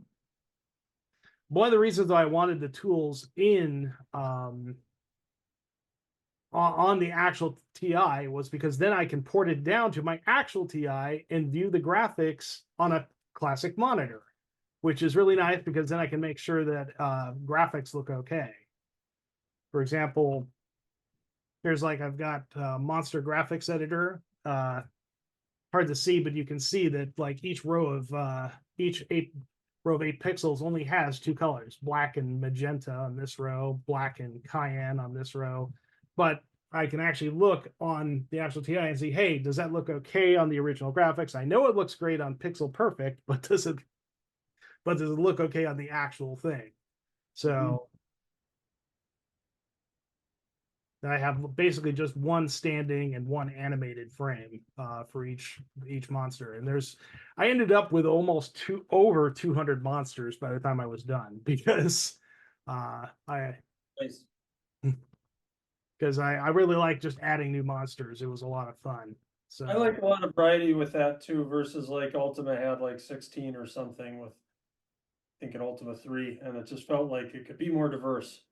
yeah, exactly. Let's see. There it is, BMO. Now the boss monsters are actually double size. They're 32 by 32 pixels. And I like that because, boy, you can get really, really flexible. You can basically do a lot more with them because I have a lot more color range. So again, though, I needed to be able to see them. So I had to create an editor so that I could actually edit them and see how they looked and make changes appropriately. But yeah, that part of it was this was actually the fun part. just doing all the graphics. I mean, I borrowed some from some old games. This is actually a dragon from Final Fantasy 1 on the Nintendo, although the animation frame is all me, because they didn't have one. But yeah, I had a lot of fun drawing all the different monsters and graphics there. Now, the world map itself, one of the external tools I did use was Campaign Cartographer. Campaign Cartographer is a very old mapping program. It was actually developed from CAD software. It's so old, I actually bought the DOS version. I still have the books for it up on the shelf over here. But the modern day Windows version is pretty sharp. And this is what I basically use to draw my cloth map that and also render the digital version of it for the digital versions. But what I was able to do is I was able to take that stitched map I created and put it on the underlying of this as a texture, and then I was able to just draw on top of it. That's the way I was able to get a perfect rendition of the original map. Did you do the art yourself for this? No, it was a stock art set that came with it. Okay. Let's see. And the cloth map for my game was also done in Campaign Cartographer. My brother is really into Campaign Cartographer. He used to use it for his D&D games. Got really good with it. And so I was like, hey, you want to be a cartographer? And so wound up with the cloth map.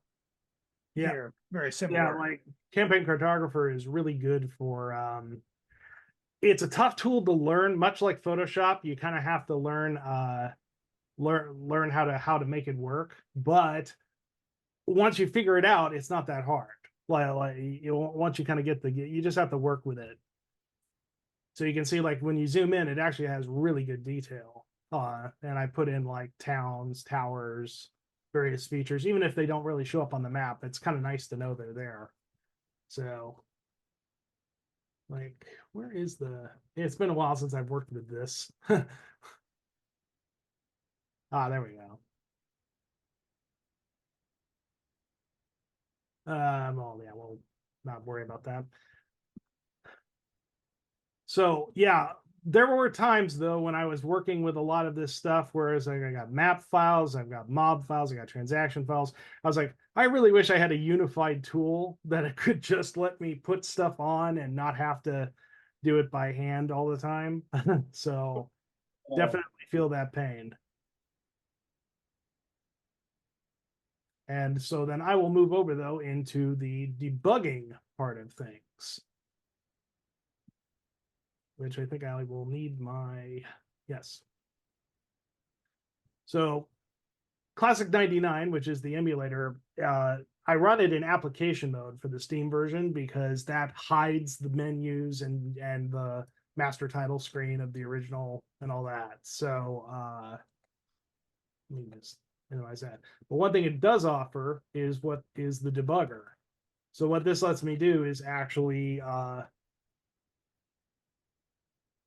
run the game, and then I can also actually view the disassembly as it's running.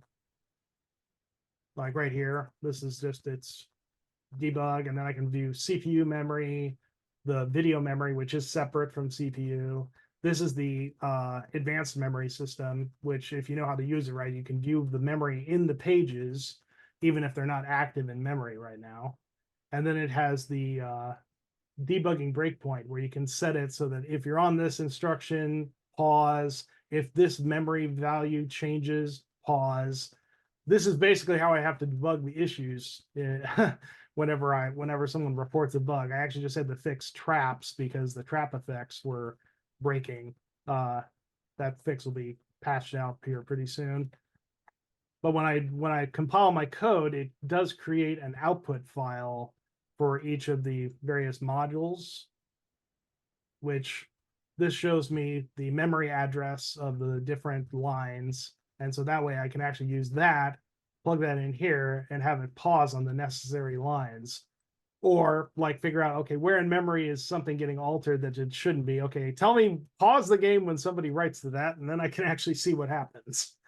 So this has basically been an invaluable tool for debugging ancient assembly, because otherwise, how else are you going to do it? You would have to actually put in artificial breaks to stop the program and output stuff to screen for you. It would be a massive pain in the neck. And who's got the memory to do that?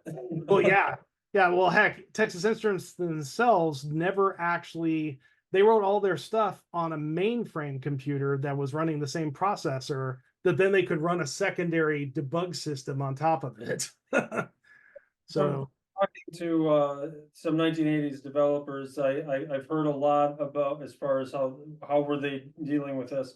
I've heard a lot about second computers that were hooked up through the parallel port that they were, you know, using to get extra memory and horsepower into the mix to do some of the troubleshooting, as well as printing out the source code and actually using your head as the computer to go through it was much more of a thing.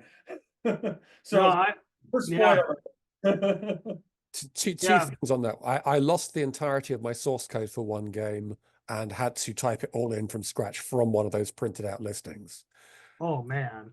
So I was very glad I had a printer. And secondly, nobody's What mentioned was called a backup then, right? it was a hard backup, most certainly. And then I typed the entire thing wrong by one character. I managed to swap out a $sign for a hash, which of Oops. course means something quite different in assembler. And the Yeah. second thing is nobody's mentioned changing the color of the border.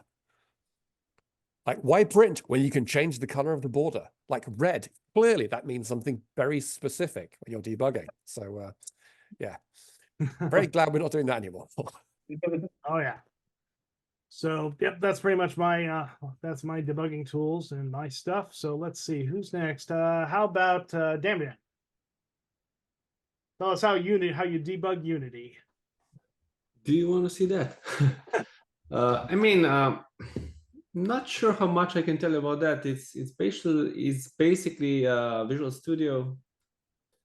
You know, run the debugger and test things out. Like, love or hate Bill Gates and Microsoft, Visual Studio, best debugger in the business. I'm It's not amazing. found one that's better. And yeah, I also love C#. So props to Microsoft for those things. But maybe since I don't have any tools proper to share, maybe I can share a bit of the ink. We can go a bit back, but I can see many parallels with the other item and how I'm doing things. So I thought I would share that. It would be probably interesting. Just let me find the right screen. So see, this is Inkle. My ink files, I have organized these inks into folders because this is only 3 towns, and the whole game has 17 of those. So if you can see up here, I got a quick help. The commands you can use inside the ink, you know, similarly to we've seen from Adam, receiving item, receiving money, and then I have specific ones to open shops and increasing skills, adding certain conditions, you know, like drunk, poisoned, adding journal entries and so on.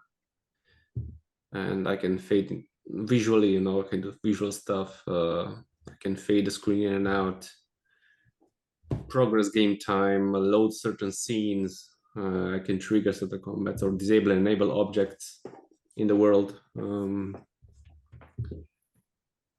It's amazing how all of us just keep re-implementing the same stuff, but in different platforms and languages. Yeah, it's interesting. So many,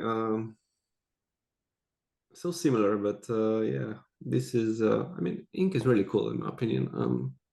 Of course, it's open source too, so it's not likely to fade away anytime soon. Get locked behind a paywall. Yeah. Which, yeah, let's hope so. Unity, please.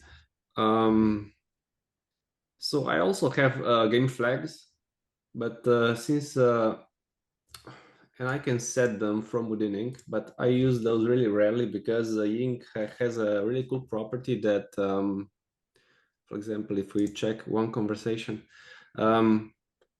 this is a knot. They are called knots, which is basically, let's say, topics you can go to, and then everything flows vertically down. For example, this is a custom tag I'm using to know which NPCs are involved in the conversation. So I can basically load the portrait of that person, point the camera at them, and so on. And this is a redirect, a default redirects here into the introduction. If you have never visited this introduction, right, it will show this. Otherwise, it will every other time it will basically show this text to you. And then I redirect to keywords, which is topics you can pick from the UI, and those themselves redirect to other to other topics. On a side note, I did the same thing with the first. I always have a byte of flags with every NPC, and the first byte is always the visited flag most of the time, which is like, have you already talked to this NPC? Just little things like that make the CRPG feel like a real world. Just a little bit of where the NPC is like, oh, hey, nice to see you again, rather than just repeating the same stuff over and over. Exactly. Yeah, exactly. Because you have, I mean, whenever you visit one of these, they also get incremented. So you can also have, stuff like visited the first time, the second time, third time, and you can cross references any of these other, characters. Yeah. Whatever you want. So you can check, for example, you don't have to track stuff with states or flags.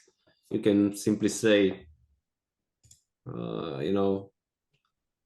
the current chapter, then redirect here, or if I've already talked to somebody else, and for example, and whatever, you can then redirect the conversation in a different way. For example, I have created some functions that you can see here. Those are basically defined in C# in the game, so I can question the game about things, and I can, for example, get how much money has the party have? Is it day? Is it night? Because everything, the weather, the clock, everything is driven by Unity. It's not driven by Ink. But I can go back and forth and ask Ink, what is the state of the game, right? And vice versa, I can basically go into Unity and object and ask for example, what is set within Ink? Has this conversation been visited? But I use those rarely. I try to drive the gameplay, the story, the variables from Ink, not the other way around. So, for example, I have some globals here. Something interesting. Talking to somebody. For example, the first village, Romar, you can talk to our famous bartender, Dina. You can see how these things branch out, right? If I've been kicked out, if I have given her the money or something else, I can go back to keywords. Otherwise, she's mad at me, and so on. And the conversation goes like this. If I have a character's name in the front and the columns, then this is basically a conversation where the camera points to the person inside 3D, right? If I don't have that, like this part here, this is a narration part. It's basically a narration, a window that pops up. And I got these tags at the end, which are custom, that I just show a different image of the character. Yeah, I hadn't thought about that. That integrating visual cues into the script. That's something like obviously on our 2D platforms we don't have to worry about, but Yeah, in a yeah. 3D environment you do. If it is 3D, I basically count how many characters I have in the party, for example, 2, and then how many NPCs, for example, 1, and then I divide the camera space into, 360 degrees, divide by 3, and then I rotate the camera around and place the NPC's portrait on that, so it looks like you're talking to somebody that's facing a different direction. Very cool. I got journals in the game. I got these journal entries that I write by hand. At the end, for now I only write the most important stuff. I don't have any quest markers, anything. It's just a simple journal that tells you the location where it was. It records the time of the game, and it just added in.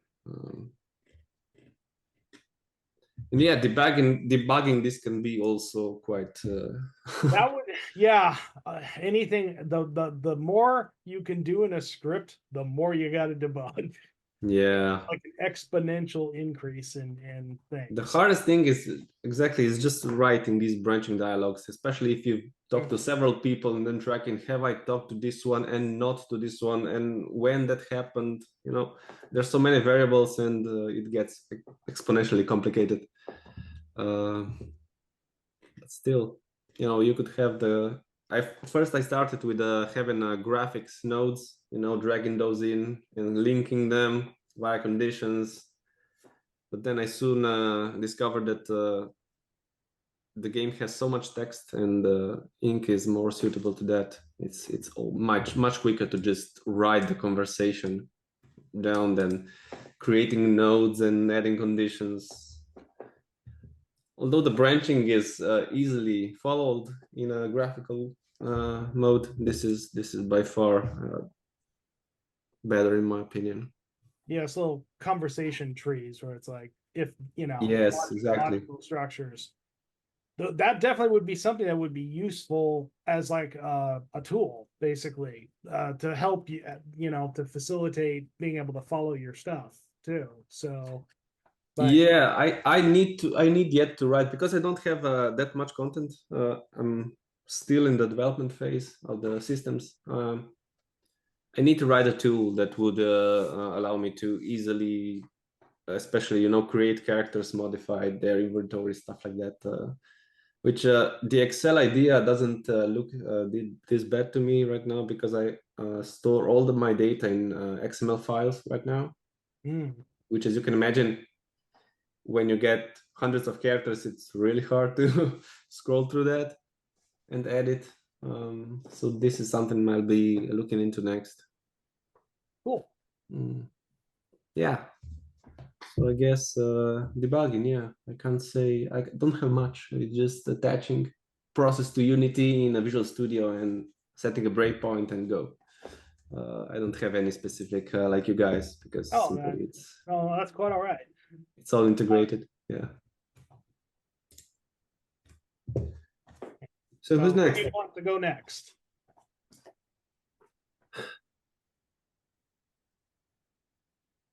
Dean, I'll go with you, since I started with you then. He's picking on you, Dean. It's fine. I don't mind at all. I don't actually have a lot to say either. I'm writing in Lua. I prefer code to anything else. So, I mean, most of my my players will say that there is no debugging, which is a little unfair. There were a lot of bugs at launch. Players are all the smart asses. Yeah, there were lots of bugs at launch, and I'm not sure any tools could have found all of them unless I'd been really smart and written a little AI bot to play through the game at 10 times speed or something. But that's a little beyond my means, I think. So I write a lot of stuff that checks other stuff in my code. So when I have my tables of monsters and rewards that they give you when you kill them or whatever, I have code which makes sure that I'm only using things that actually exist in the game and tell me, hey, dude, you're actually trying to pull from a thing that doesn't exist, etc. I try to type check all of my Google Sheets where I possibly can. So I, do the usual thing of generating a bunch of types, so you can only choose from a set of things that are legal, etc. So yeah, most of mine's kind of upfront. Let's try to make sure it's not a problem to start with. Kind of measures as opposed to external tools or anything like that. And yeah, I'm just plonking in breakpoints and whatever else in Visual Studio the way everybody else is. The one thing I will say is that I began by creating a game I thought was going to be Ultima with world simulation, as in tectonic movement, shoreline changes due to erosion, etc., until I discovered none of that was even remotely fun for anybody. I mean, why do it? Just because it can be done. So it kind of morphed over time into something that was very much a roguelike. And the problem with roguelikes is that they are very prone to feature creep, and that every system interacts with every other system. So you make a tiny tweak here, and it alters that and its 20 children. And that has eaten so much of my development type. I've done some, this is a tiny tweak. I'm just going to fix that bit of trap code. It's a tiny, tiny change. And then I find out that the creatures were in some way using that for some, and so I would love there to be a tool that would actually help with that kind of debugging. But unless I get much more disciplined with my programming and make things much more black boxed than I do currently, that's never going to happen. So yeah, I'd love to show you a suite of cool things. I'd love for those to exist. Well, yeah, that I think it's the common lament is like, do I spend all my time on tools or do I spend all my time on actually making the game? And it's, I know people who spend way too much time on the tools. Know people who spend no time on the tools at all, but spend time on the PR rather than actually producing anything. So, it depends on how much content you have, right? I suspect that the people who spend a lot of time writing tools just really like writing tools. And they feel that's something to be ashamed about. It's not, it's fine. It's okay. You do you. But I'm not one of them. So yeah, I've got nothing to show here, I'm afraid. The dog ate my homework. I didn't test for it. with all of it. As for who's next, I'm going to keep the same order as well. So Adam, top left, Blink 182. There you go. Well, I actually did show my debugging already. Of course, yes. Sorry, I got confused. Let's try other Adam. Sure. So I did switch to VS Code, and VS Code does have like some various debugging stuff built in, but when I went to Electron and such, it just, I don't think it's can actually do much for me. I haven't played with it that much to see if I can find a way to make it help. But like my code set is large enough that like I tried running it through a linter at one point and it just gave up. But so I can, there it is. I had to remember where the screen share stuff was. So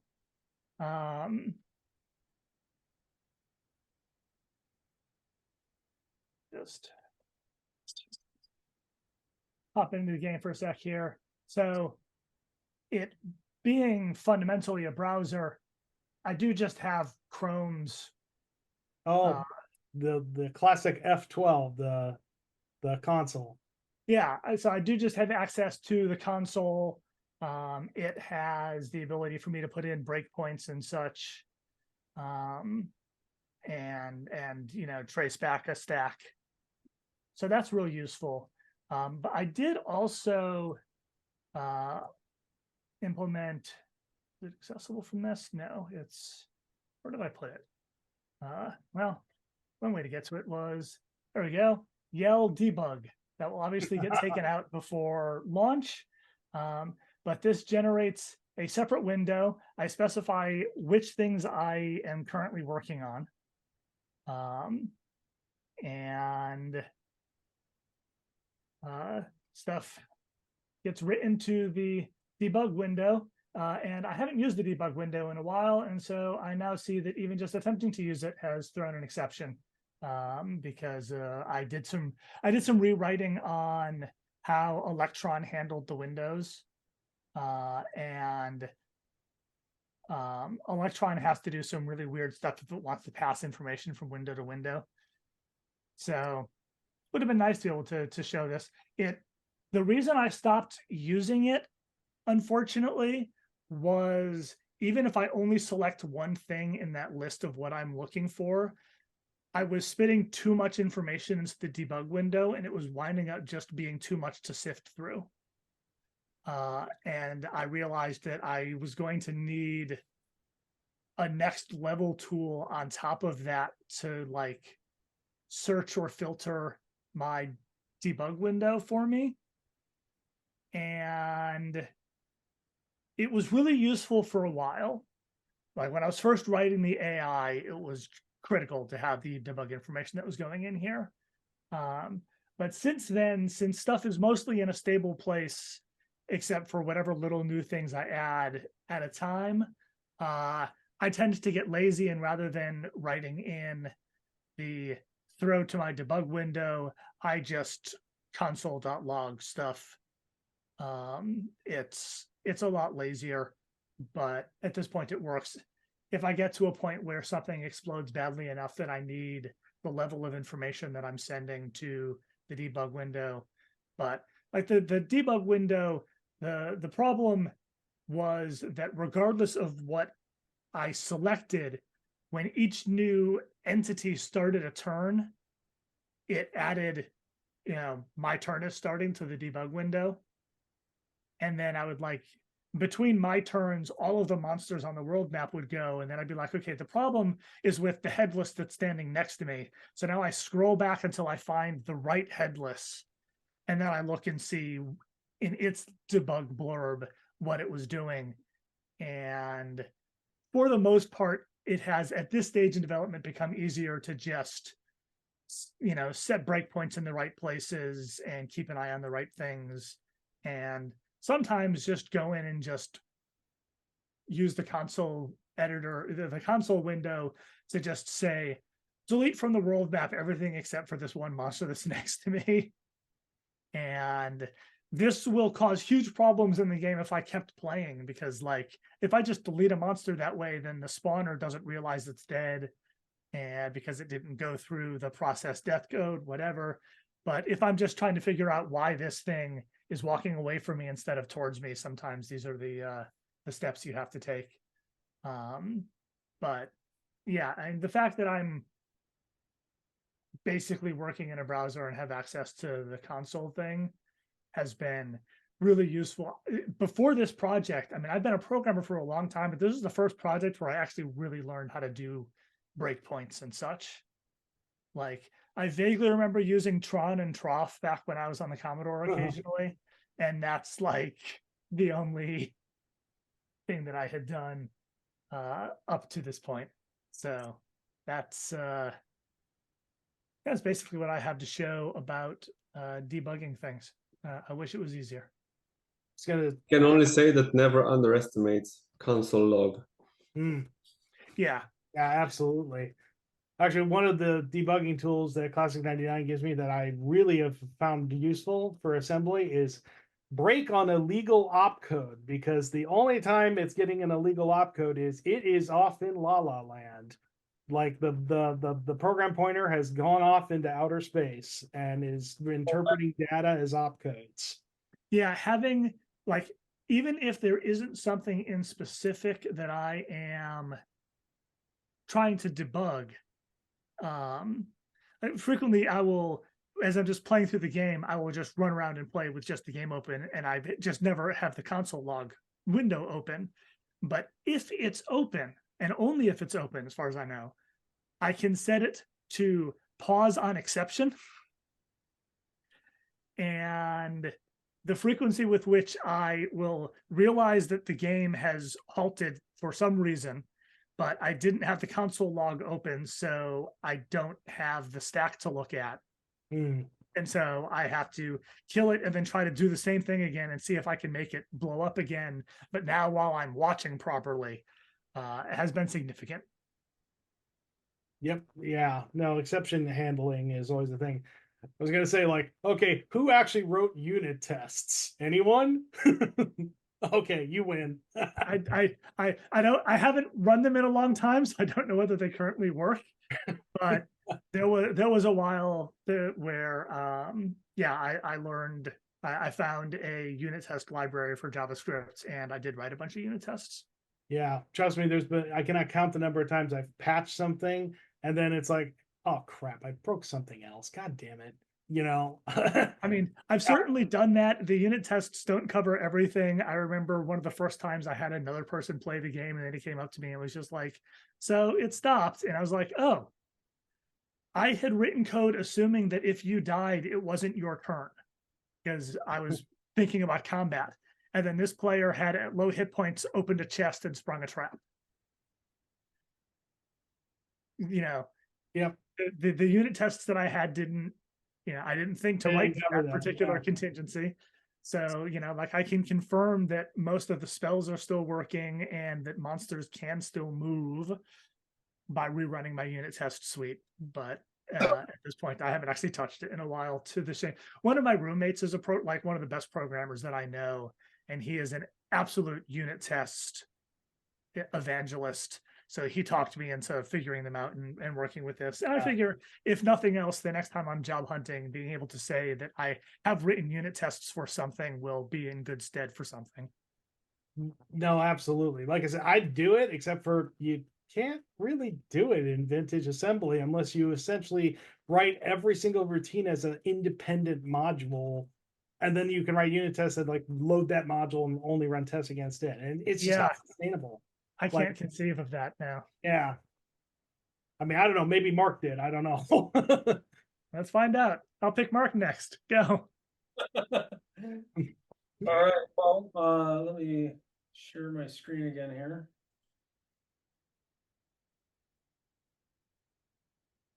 And whoops, where are we?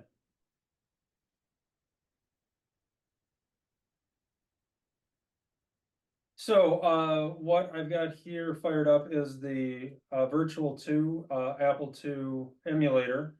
And like most emulators, it comes with a debugger, and it happens to be the debugger that I've found to be the most effective for me to use. So this environment really became my workhorse for development.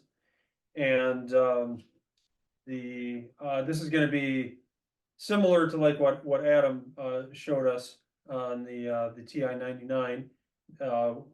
We've got a readout here for the Apple II processor registers. We've got an output of the stack. Then this assembly column, this is basically showing instructions that are near the last instruction that the processor executed, with assembly language on the right column and then the raw machine language in the left column. I can set a breakpoint by clicking the checkbox next to a particular instruction. This current PC shows where the current program counter is, or where the basically with the next instruction that's going to be executed by the processor. So by clicking here, I'm setting a breakpoint that's just ahead of where the processor is at. I can also set breakpoints by going to a special breakpoint screen and just typing in the memory address value. And then on the right-hand side is basically a memory dump. I can type in any memory address and it shows the contents of memory within a kilobyte or so, or no, not a kilobyte, within a page or so, 256 bytes or so, and that address that I type in. Unfortunately, there is no Apple II emulator that has a, what did you call it, Adam? A break on the legal instruction. Yes. Which, I so want that. And as I mentioned before, one of my teammates actually wrote an Apple II emulator as a separate hobby project unrelated to Noxer Cast. And what he's actually working on, one thing he's working on is like adding every feature that I can think of to the debugger to make it like the ultimate Apple II debugger. And because there's like a dozen Apple II emulators. Why do we really need another one? Well, he did it just because he wanted to learn TypeScript. But I said to him like, hey, but you could add all these cool debugging features and you would be like the king of debugging. And so he's all on board with that and has been doing that. And I'm gonna ask him to put this one on the list. Break on illegal instruction, because Yeah, because that's unfortunately in assembly, there's no types. Everything's data. So it will gleefully jump into the wrong area of memory and start interpreting your data as opcodes. Right. Unless it's an illegal opcode, unless it's something it can't actually run. not having that break on illegal opcode feature, I've got a funny story for how I ended up dealing with that using the tools that I have. And actually, just to back up a step for anyone watching who isn't familiar with assembly language, what Anne and I are basically talking about here is the fact that the processor in a computer executes instructions in memory, and it can't tell the difference between whether there's code in memory or data in memory. It's just executing the values that are stored in the memory addresses. And if it happens to be data that's stored there, whatever the values are, it treats those as instruction codes, whether they're valid instruction codes or not. And if they're not, it just ignores it and keeps moving on. And how this manifests itself is like, okay, so Adam Riley, looking at some report from a beta test, you're like, oh, when I go into the NPC conversation module, it crashes. And that usually comes along with, well, okay, they had to do a certain things. Is this particular NPC, or it's only at midnight or whatever, which is fun tracking down those reproduction steps, of course. But when we get to the holy grail of the reproduction steps, then as the developers, we'll go through the steps in our emulator with the debugger off to the side and see, okay, when we went into the NPC module and did what the user told us to do, something bad happens. And usually it's one of two things. Usually it's either it hits an error trap that, as the developers, we put in there, and we'll get like or at least on my end, I'll get a hex dump of useful information that'll tell me a little bit more about what's going on. Or the other most common scenario is all of a sudden, like, the graphics screen will just go bonkers and get overwritten with garbage.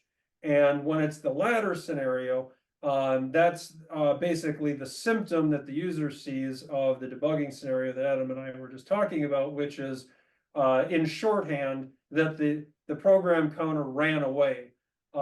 In more descriptively, what that means is there was some kind of bug that occurred in the game where the program counter, which is basically the memory address that the processor is executing instructions at, was happily going on its merry way like it was supposed to be, executing the game code. Everything was fine. And then there was a bug that happened. And when that bug happened, it caused the program counter to jump somewhere else in memory that it wasn't supposed to. And because it wasn't supposed to, who knows what happens next, because it's just going to keep on executing instructions that it was never intended to be executing. And next thing you know, it might, hit a branch or a jump to put it up into ROM and be executing, instructions from some random point in read-only memory that only the operating system should be touching, which, not that we even have an operating system loaded, but it's bad when you see your program counter running around in ROM when you didn't call a ROM function, is the point. Yep. And so this is when the speedrunners have suddenly found a way to clip to the end of your game. Yeah, memory counter jump somewhere. Exactly. It'll be something like that, something unintended, and then something like this happens. And the trick is to find out, okay, well, we know that that's what's happening, but where is the exact point in the code under, the reproduction conditions where the divergence happens, where it goes from being in the intended code path to being an unintended code path. And breakpoints only get you so far then, because like in this scenario, I would be like, okay, what's happening when I go into the NPC module? So I'll set a breakpoint at the entrance to the NPC module. Okay, great, it breaks there, except everything looks fine. And I can use my step over button to advance to the next instruction and see what's okay, everything looks fine. I'm still, in a memory address range that I'm expecting. And the question becomes, well, when does this happen? It might be 5 instructions later, or it might be 1,000 instructions later. So I can advance the breakpoint forward and then hit resume execution, and then it basically see, do I hit the next breakpoint that I set, or does the bug happen? And then that tells me, okay, well, I either went too far and I need to back the breakpoint up, etc. Sometimes that can work, but if I don't hit it in the first couple of tries, just because of all the conditional logic that I might be jumping over when I set the next breakpoint, I quickly conclude, okay, I need to do something else, or this is going to be really, really, really tedious. And with Adam saying, he uses this break on illegal opcode special type of breakpoint feature to do that, which in I would imagine that in a lot of cases it's going to get you pretty close where you need to be, because if the processor is starting to execute data as instructions, you're going to get garbage. Though if it veers off and is executing legitimate code, just not the right code, I think I'm speculating you might not get quite to the divergence point. Not quite, no. Sometimes it's good. Sometimes the disassembly, it's like 2 or 3 instructions away. Exactly. And here's where it jumped off right here. And here's why. But other times it's off the screen and I can't tell. Yeah. But you at least have a fighting chance with that breakpoint on illegal opcode to get close to where you need to be. So I don't, not having that, or even if I had that, if it was a case where it wasn't quite working out, this would apply. So I can't tell you how many times I did this in writing Noxer Chaos. What I would do is I would set a breakpoint at like the obvious early spot, like the entrance to the NPC module, if the bug is happening somewhere in, after talking to an NPC. And then what I would do is I would grab my phone and I would turn on video mode, and I would start taking a video capture of the screen. And actually now I would probably just use my video capture software.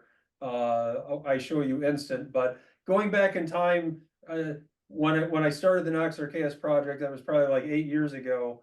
And there was probably a way to do it with video capture software, but I didn't know about it, didn't have it, wasn't set up with it, whatever. And so I would just point my phone at the screen, and then I would just start clicking the step over button, and basically just keep clicking it, clicking it over until visually I saw, okay, so something doesn't look right. I went from being in the D000 range to maybe I'm suddenly in the 9,000s or something. I'll visually be able to pick up on that clue with it going by that fast, except once I notice that, whoa, I'm in a way different spot, I won't know how I got there. And then the video capture will then allow me to scroll back and see, okay, frame by frame. That's clever. See exactly where that divergence point was. As I think about it, the debugger does have an instruction trail history that I might have been able to use to do that. But I kind of gave up on the instruction trail history very early on, because I found that usually when I would try to use it, it wouldn't tell me anything useful, because it has a limit of some number of thousands of instructions. But if a bug happens and the program counter is in the wrong place, even if you catch it like instantly, the program history is just going to be full of instructions being in the wrong place. Though as I say this out loud, if I was just clicking it one at a time, I guess maybe that would show up in the history and I could actually see that. So it's funny, I'm real-time debugging my debugging technique. Yeah. Yeah, no, Classic 99's debugger does have a log disassembly to disk, but I almost never use it because he didn't put a limit on it. It will literally write gigabytes of text until it crashes your system.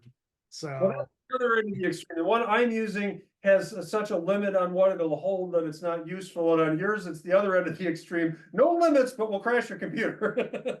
Yep, exactly. Out of curiosity, on a side note, 6502, do you have a execute opcode that will actually run a given data as an opcode? Nothing real fancy, but what I can essentially do is, like right here, my program counter is at D5C.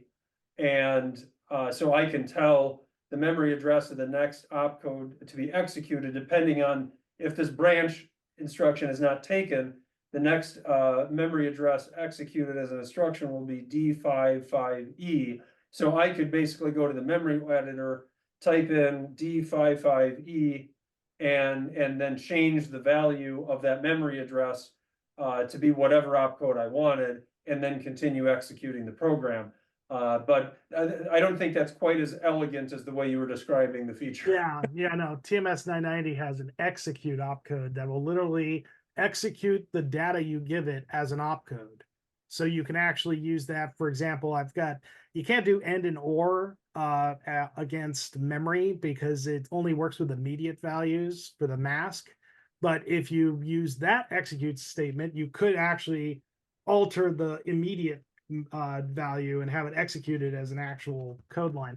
I generally avoided using that instruction because that just looked like it could create all sorts of trouble if you're not careful. So Got in enough trouble already with no safety nets whatsoever on no safety nets, no boundaries, nothing.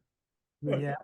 Of course, the other fun thing when you're trying to debug with breakpoints is the occasional bug that only shows up when you don't have breakpoints set up. I mentioned earlier when I was rewriting the animation stuff because I had stripped jQuery out, I had a weird race condition thing happening. And so if breakpoints were being hit, that was slowing down the execution in such a way that the race condition never happened. So I could either look at it with breakpoints in and have the bug not be there, or take all the breakpoints out and then have the bug trip one time in 10. And those are the ones that are always really entertaining, which I use in the most expletive kind of way. Oh yeah, to deal with. and Well, I mean, bugs in general, I just are the stuff of nightmares.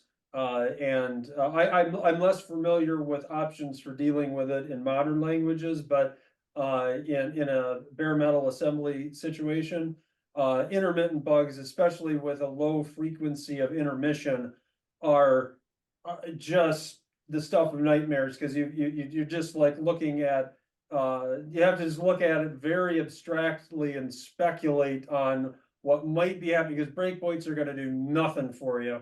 And typically it would be like in beta testing, I would tell beta testers, it's like I would put out an alert on, this intermittent bug. It's like, okay, everybody watch for this. When it happens, let me know. When it happens, tell me anything you can think of about what you are doing. And hopefully by the time we're done beta testing, a pattern will emerge. And usually it would, but it was just excruciating.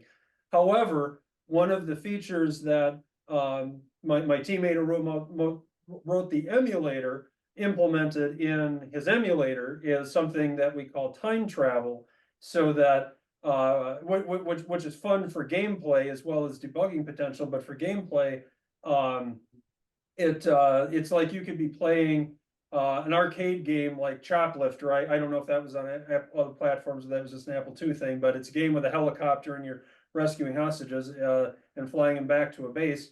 And you could be playing that game and hit pause and then hit rewind and watch the helicopter fly backwards, watch the bombs undrop, and then hit play and go forward again, because it's basically saving memory states like every X number of CPU cycles, sort of a thing. And so what I've talked him into doing is to tie that into the debugger in such a way that I can get to a certain point. Like, the bug happens when you talk to this NPC. Okay, well, let's walk right up to that NPC, and maybe it only happens every 10 times. Well, I'm going to talk to that NPC 10 times, whatever it takes. Okay, great. The bug happened, hit pause. Now let's rewind to just before it happened, and then in the debugger advance step by step through the instructions for the actual code path that actually happened on the time where the bug was triggered and nail it. And it actually won't be the first Apple II emulator to implement this. An emulator called AIE, supposed to be like the AIE from Castle Wolfenstein, implemented something like that, but it was never released publicly, so no one has access to it. And then an emulator called Micromate, which is actually the emulator that Noxarcast is wrapped in and shipped with. The developers gave me permission to do that. They implemented time travel in their debugger, and I did actually use it to solve a couple of intermittent bugs. But they unfortunately have a lot of projects they're working on, didn't have that much time to really put into it. So the end result was a very buggy debugger. And so in addition to all the other dimensions around intermittent bugs I was dealing with, okay, and about 90% of the time, the debugger actually crashes before I can actually replicate it in time travel, which means it's only useful for high frequency replication rates. 1 in 3, it'll do it. 1 in 10, oh, awfully painful, but maybe. 1 in 100, forget about it. And so that's the impetus for my teammate doing it in his debugger. He's got the time to put into it to debug the debugger, get it stable. And then what we're envisioning doing is we'll actually deploy that to our beta testers. So when they're testing the game, they'll be testing it in his emulator. And when they hit an intermittent bug, they'll be able to basically just generate a not just like a save state file, but a save state with history files, send that to me, tell me what the bug is, and then I'll be able to go in theoretically and reproduce that intermittent bug instantly just by rewinding the save state in the history file sent from the tester. That's the holy grail that we're aiming for, at least. No, that would be really cool. That's brilliant. Yeah. Yeah. I mean, as bad as assembly is, I would say, I recently in my new job, I encountered asynchronous objects in Java where it's like, this is a promise object. It will eventually deliver a value to. And I'm like, those things, debuggers don't work with them at all. Like, you can't debug them because they're asynchronous code, and you can't actually stop inside where they're actually doing anything, because it's not actually it's code that executes eventually, not now, and it's like a pain in the ass.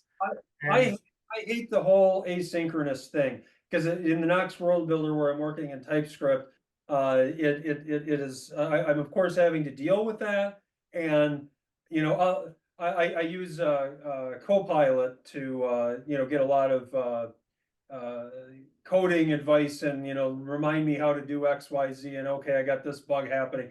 The Copilot AI has been great for that, and I constantly have gotten into arguments with it where it's like there's some problem and it's happening because there's something running asynchronously, and it's like I'm like, no, just give me some command that I can say to say run this and stop and don't do anything else.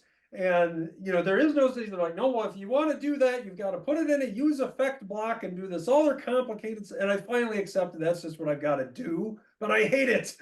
Yeah, I mean, I'm dealing with interrupts is about my level of okay. That's all the async I need. I don't need to deal with anything else. Yeah, well, that's a nightmare in and of itself. Interrupts on an 8-bit system and troubleshooting that's insane. I mean, we had one issue we were trying to track getting down because the music is all interrupt driven. We had one issue we were trying to track down with that where the problem was it was a random crash, highly low frequency intermittent crash, where it was tracked down to there's code that's run when the Apple II switches between banks and memory, and the instruction that you execute to switch the bank over runs, and then there's like another code, the opcode that's run to switch the stack over. I'm a little fuzzy on this, but it's literally just like, you know, two opcodes or something. And the interrupt was, we had interrupts like, we would use, there were points in the code we would turn them off so bad things didn't happen, but for some reason didn't flag these as one of those points where we needed to do that. And the interrupt was firing sometimes, you know, one every, you know, 100 times or whatever at the exact moment when the bank switched over, but before the stack pointer switched over. And therefore when the interrupt fired and it went into the music code, the stack was all messed up, and that took forever to track down and was fixed by just turning off interrupts around memory bank switches. But that was just the stuff of nightmares. Yeah, no, I have to physically turn on. I have to use opcodes to turn interrupts on and off. I usually do it at waiting for keystrokes. I keep them off the rest of the time. So Yeah, it's an on-off opcode toggle on the Apple II as well. But I think it sounds like maybe we took the reverse approach, and Knox or KS interrupts are on by default, and then we just turn them off in a few select situations, where it sounds like you default to off and then turn them on. But potato, potato. yeah. Okay, I don't know. Have we reached the end? Well, that's all I had. All right then. All right. Well then, great session. I guess we ran a little longer than usual on this one, but that's why we had less questions. Just wanted to show off all our fun stuff. So it is too bad that Roads of Antara couldn't be here today, because I'll bet that would have been a very different stack of stuff than most of the rest of us are using. yeah, no, absolutely. We might have to do a follow-up retro where it's all just catch up. Everyone who couldn't be here for one thing gets to answer all the questions that they couldn't because they missed this. So. Yeah, absolutely. But no, I agree. It would have been great to hear from Stefan and Scald, but yeah, maybe we can catch up with them on another time. But yeah, thank you everyone for showing all of your tools. I definitely Thank you.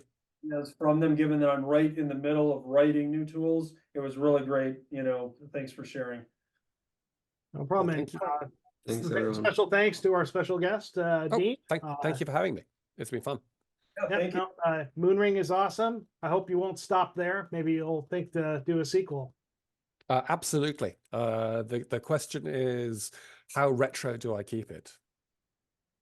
I don't know. There's a good there's some guys who like the retro, as evidenced out there. Yeah, which was very surprising. So yeah, that's been very gratifying. I think the answer is there are ways you can make an Ultramarine style game still super retro, but just taking a different retro aesthetic than the one you'd expect. So yep, I have some ideas. Excellent. Awesome. I'm working on a roguelike for the TI because it also never had rogue on it. So, but got to do my own spin on it. Good fit. Got to avoid some of the pitfalls you described with roguelikes too. So, So that's have fun. That's the first I heard. You got a new project going there, Adam. You got the bug again? Oh yeah, no, I've been working on it for on and off a year. Switching jobs kind of slowed me down, but I'm kind of back on it now.